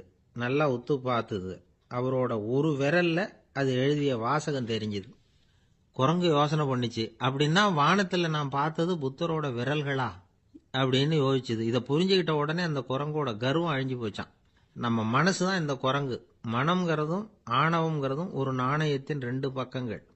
மனம் உள்ளவரை ஆணவமும் இருக்கும். மனம் அழிஞ்சாதான் ஆணவம் அழியும். மனம் அழிய வேண்டும் அப்படின்னு பெரியவங்க சொல்றது இந்த அர்த்தத்தில் தான். நம்ம ஆளுங்க சவால் விடுறதெல்லாம் வேற மாதிரி. ஒருத்தன் ஒரு வாய்க்காலை தாண்டுறேன்னு பந்தயம் கட்டி தாண்ட முடியாம வாய்க்காலில் விழுந்து காலை உடைச்சிக்கிட்டு கட்டு போட்டுக்கிட்டு வந்தான். ஏண்டா அப்படின்னு கேட்டாங்க. நான் பந்தயம் கட்டின நேரம் சரியில்லை அப்படின்னா. எப்படிறான்னு கேட்டிருக்காங்க. வாய்க்காலில் தண்ணி இருக்கிற நேரமா பார்த்து பந்தயம் கட்டியிருக்கணும் அப்படின்னானா. அந்த ஆள் என்ன கண்ணாப்புண்ணான்னு திட்டிவிட்டான் சார், அதை நினைச்சா எனக்கு ரொம்ப வருத்தமா இருக்கு அப்படின்னு சொல்லி கவலைப்பட்டார் ஒருத்தர். இதுல கவலைப்படுறதுக்கு என்ன இருக்குது அப்படின்னார் ஒரு பெரியவர். அவர் ஒரு மகான். என்ன சார் இப்படி சொல்றீங்க, ஒருத்தர் நம்ம பார்த்து திட்டுனா வருத்தமா இருக்காதா அப்படின்னார். அது எப்படி வருத்தமா இருக்கும், திட்டுறதுங்கிறது என்ன, அது வெறும் சத்தம் தானே அப்படின்னார் அந்த பெரியவர். நம்ம ஆளுக்கு தலையை பிச்சுக்கலாம் போல இருந்தது. இருக்காத அப்படின்னா நமக்கு அப்படி தானே தோணுது. அந்த பெரியவர் சொல்றது ரொம்ப பெரிய விஷயம். அதை நாம் புரிஞ்சிக்க முயற்சி பண்ணலாம்னா நடைமுறை வாழ்க்கைக்கே அது ஒத்து வர்றது மாதிரி தெரிய மாட்டேங்குது. இருந்தாலும் அந்த பெரியவர் அதுக்கு என்னதான் விளக்கம் கொடுக்குறாருன்னு பார்ப்போமே. ஒரு ரயில் போயிட்டு இருக்கு. அதில் ஒரு சாது போயிட்டு இருக்கார். அந்த ரயில் அவர் ஹரித்வாரம் போயிட்டு இருக்கார். அவர் ரயிலில் ஏகப்பட்ட கூட்டம். நம்ம ஊர் ரயில் கேட்கவா வேணும்? டிக்கெட் வாங்கிட்டு கொஞ்சம் பேர், வாங்காத கொஞ்சம் பேர். அது என்னத்துக்கு அனாவசியமாக டிக்கெட் அப்படிங்கிற நினப்பில் பாதி பேர். இந்த கூட்டத்துக்கு மத்தியில் அந்த சாதுவும் போயிட்டு இருக்கிறார். உட்கார்றதுக்காக இருந்த இடத்துல ஒரு ஆள் படுத்திருக்கிறான். கொஞ்சம் முரட்டு ஆசாமி. அவன் காலு பக்கத்தில் கொஞ்சோண்டு இடம் பாக்கி இருந்தது. அந்த இடத்துல இந்த சாது உட்காந்துருந்தார். மெதுவாக உட்காந்துக்கிட்டார் போய். ஆனால் அந்த ஆள் ராத்திரி பூரா இவரை காலால் உதச்சிக்கிட்டே இருக்கிறான். அது இவருக்கு ரொம்ப அவமானமாக பட்டுது. அதனால் துக்கம் ஏற்பட்டது. இருந்தாலும் அதை ஒரு மாதிரியாக சகிச்சுக்கிட்டே இவர் வந்து சேர்ந்தார். பொழுது விடிஞ்சுது. அந்த சாது ஹரித்வார் வந்து சேர்ந்தார். அங்கே ஒரு பெரிய ஞானியை சந்திச்சார். ராத்திரி ரயிலில் அந்த ஆள் உதைச்சதையும் அதனால் தனக்கு ஏற்பட்ட துக்கத்தையும் இந்த சாது அந்த ஞானிகிட்ட சொன்னார். சொல்லிவிட்டு, ஏன் சுவாமி, எனக்கு துக்கம் ஏற்பட்டதே, அது தப்பா அப்படின்னு கேட்டார். தவறுதான்னார் அந்த ஞானி. உனக்கு இன்னமும் தேக அபிமானம் போகலைங்கிறது தான் அது காட்டுது. அஷ்டாவக்கிரர் என்ன சொல்றார் தெரியுமா? உண்மையான ஞானி யாராவது தன்னை வந்தனை செய்தால் அதற்காக சந்தோஷப்பட மாட்டார், யாராவது நிந்தனை செய்தால் அதற்காக வருத்தப்பட மாட்டார் அப்படின்னு சொல்றார். நிந்தனைங்கிறது ஒரு ஒலி தான். தேகாபிமானம் இருக்கிற வரைக்கும் இந்த ஒலி நம்மளை வேதனைப்படுத்தும். நான் தேகம் இல்லை, ஆத்மா அப்படிங்கிற நினைவு இருந்தா இந்த ஒலி நம்மளை பாதிக்காது. மனு என்ன சொல்றார் தெரியுமா? ஒரு சாதகன் பாராட்டுதலை விஷம்னு நினைச்சு பயப்படணும், அவமானத்தை அமிர்தம்னு நினைச்சு சந்தோஷப்படணுங்கிறார். அவமானப்பட்டா கவலைப்படாமல் எப்படி இருக்க முடியும் அப்படின்னு தான் நமக்கு தோணும். அதனால தான் நம்மள யாரும் இதுக்கு உதாரணமாக யாரையும் காட்ட முடியல. புத்தரையும் கபீரையும் உதாரணமாக காட்டுறாங்க. அவங்களுக்கெல்லாம் அவமானம் ஏற்பட்டப்போ கவலையே படலையாம். புத்தரை அவமானப்படுத்தணுங்கிறதுக்காக கௌசாம்பி ராணி ஒரு இளம் பெண்ணை கொலை பண்ணி சடலத்தை புத்தர் குடிசைக்கு முன்னாடி போட சொன்னார். போட்டாங்க. புத்தர் தான் அந்த பொண்ணை கெடுத்து கொலை பண்ணி விட்டாருன்னு எல்லாரும் நினைச்சாங்க. ஆனால் புத்தர் இதை பற்றி கவலையே படலை. அப்புறமா உண்மை தெரிஞ்சதும் புத்தர் புகழ் இன்னும் அதிகமாயிட்டுது. ஒரு பெரிய சபையில் ஒரு மோசமான பொண்ணு நுழைஞ்சி தனக்கும் கபீருக்கும் சம்பந்தம் உண்டுன்னு சொன்னா. கபீர் கவலைப்படலை. அவங்க மாதிரியெல்லாம் நாமளும் இருக்க கற்றுக்கணும். நிந்தனை, அபகீர்த்தி, அவமானம் எல்லாம் ஆண்டவன் கொடுக்கிற பிரசாதம்னு நினைக்கணும் அப்படின்னு சொல்றார் அந்த ஞானி. இதை கேட்ட இந்த காலத்து ஆசாமி ஒருத்தர், நான் கூட அப்படிதான் சார், யாராவது அவமானப்படுத்தினா கவலைப்பட மாட்டேன். நேற்று கூட ஒருத்தர் என்ன பலார்னு அரைஞ்சுட்டார், நான் கொஞ்சம் கூட கவலைப்படலை, பேசாமல் வந்துட்டேன்னார். ஏன் அப்படி வந்துட்டீங்க அப்படின்னு. அவர் அரைஞ்சதுலேயும் ஒரு அர்த்தம் இருந்தது, அதனால தான் அப்படி வந்துட்டேன்னார். ஏன் அரைஞ்சாருன்னு கேட்டேன். 10 வருஷத்துக்கு முன்னாடி 15 ரூபா அவர்கிட்ட கடன் வாங்கினேன், அதை கேட்டு கேட்டு பார்த்துட்டு கடைசியாக தான் அரைஞ்சார் அப்படின்னார். ஆண்டவனுடைய பிரசாதம் இவருக்கு அடிக்கடி கிடைக்கும் போல இருக்கு. ஆசைப்படுறதுல தப்பு இல்லை, ஆனால் அந்த ஆசை தேவைக்கு தகுந்த மாதிரி இருக்கணும். தேவைக்கு மீறிய ஆசைகள் இருக்கு பாருங்க, அது தேவையில்லை. இந்த கருத்தை வலியுறுத்தது மாதிரி ஒரு கதை உண்டு. தேவேந்திரனுக்கு திடீர்னு வீடு கட்டணும்னு ஒரு ஆசை வந்துதான். வீடுன்னா நாம கட்டுற மாதிரி இல்லை. தேவேந்திரன் வீடுன்னா சும்மாவா? ஒரு பிரம்மாண்டமான அரண்மனை கட்டணும். அது மாதிரி இந்த 3 லோகத்திலையும் ஒரு அரண்மனை கிடையாது அப்படின்னு எல்லாரும் சொல்லணும். இது அவனோட ஆசை. உடனே தேவ தச்சரான விஸ்வகர்மாவை கூப்பிட்டான், உத்தரவு போட்டான். விஸ்வகர்மா தன்னுடைய உதவியாளர்களை எல்லாம் கூப்பிட்டு ஒன்னா சேர்த்துக்கிட்டார். படாத பாடுபட்டு ஒரு பெரிய அரண்மனையை கட்டி முடிச்சார். கட்டி முடிக்க 1000 வருஷம் ஆச்சு. தேவேந்திரன் பார்க்குறான். அவனுக்கு திருப்தி ஏற்படலை. என்னுடைய அந்தஸ்துக்கு இது ரொம்ப சாதாரணமான கட்டிடம், இதை விட இன்னும் பெருசாக கட்டு அப்படின்னா. தேவ தச்சர் திணறி போயிட்டார். அவரால் அதுக்கு மேலே எதுவும் செய்ய முடியல. என்ன பண்ணுறதுன்னு யோசனை பண்ணார். நேராக நாரதர் காலில் போய் விழுந்தார். நீங்கள் தான் என்னை இந்த பிரச்சனையிலேருந்து காப்பாற்றணும்னார். நாரதர் யோசனை பண்ணார். சரி, கவலைப்படாதேன்னார். நேராக இந்திரன்கிட்ட போனார். இந்திரன் நாரதரை பார்த்த உடனே வாங்கன்னு கூட்டிகிட்டு போய் அரண்மனையை காட்டினான். இது மாதிரி ஒரு அரண்மனையை நீங்கள் வேற எங்கேயாவது பார்த்துருக்குறீங்களா அப்படின்னு ரொம்ப பெருமையாக கேட்டான். நான் பார்த்ததில்லை, ஆனால் என்னை விட வயசில் மூத்தவர் மகரிஷி லோமேசர், அவர் ஒரு வேளை பார்த்துருக்கிறாரா என்னமோ அப்படின்னார். உடனே அவரை மனசில் நினச்சி தியானம் பண்ணினார். அடுத்த கணம் லோமேசர் அங்கே வந்தார். இடையில ஒரு சின்ன துண்டு, கையில் ஒரு கமண்டலம், தலையில் ஒரு பாய், அவ்வளவுதான் அவர்கிட்ட இருந்தது. எதுக்காக தலையில் எந்த பாய் அப்படின்னு கேட்டான் இந்திரன். என்ன மாதிரி அற்ப ஆயுள் உள்ள ஒரு ஜீவன் தனியாக வீடு கட்டிக்கிட்டு திண்டாடணுமா? இந்த பாய் தான் ஒரு வீடு மாதிரி எனக்கு நிழல் கொடுக்குது அப்படின்னார் அவர். என்னது, உங்களுக்கு அவ்வளவு கொஞ்சமான ஆயுளா அப்படின்னு ஆச்சரியத்தோட கேட்டான் இந்திரன். ஆமா, இதை பாரு, என்னுடைய மார்புல ஒரு பொற்காசு அளவுக்கு ரோமம் உதிர்ந்துட்டுது. எப்ப என் உடம்புல உள்ள எல்லா ரோமமும் உதிர்ந்துருமோ அப்ப என்னுடைய ஆயுள் முடியும் அப்படின்னார். எப்ப அந்த ரோமங்கள் பூரா உதிரும்னு கேட்டான் இவன். ஒரு பிரம்மா மறைஞ்சதும் ஒரு ரோமம் உதிரும். என் உடம்புல உள்ள ரோமங்களின் எண்ணிக்கை எவ்வளவோ அவ்வளவு பிரம்மாக்கள் தோன்றி அவங்க ஆயுள் முடியும் பொழுது என் உடம்புல உள்ள ரோமங்கள் பூரா உதிரும் அப்படின்னார். அப்படின்னா ஒரு பிரம்மாவோட ஆயுள் எவ்வளவு காலம்னு கேட்டான். ஒரு பிரம்மாவுக்கு 100 தேவ வருஷம். ஒவ்வொரு தேவ வருஷத்துக்கும் 365 தேவ நாள். ஒவ்வொரு தேவ நாள்லயும் ஒன்ன மாதிரி 14 இந்திரர்கள் தோன்றி மறைகிறாங்க அப்படின்னு மகரிஷி லோமேசர் சொல்றார். இதை கேட்டதும் இந்திரன் ஆடி போயிட்டான். அவ்வளவு ஆயுள் உள்ள இவரே அற்ப ஆயுள்னு சொல்றார். நான் என்னுடைய ஆயுளை பெருசா நினைச்சுக்கிட்டு பிரம்மாண்டமான அரண்மனை கட்டணும்னு ஆசைப்படுறேனே அப்படின்னு நினைச்சான்.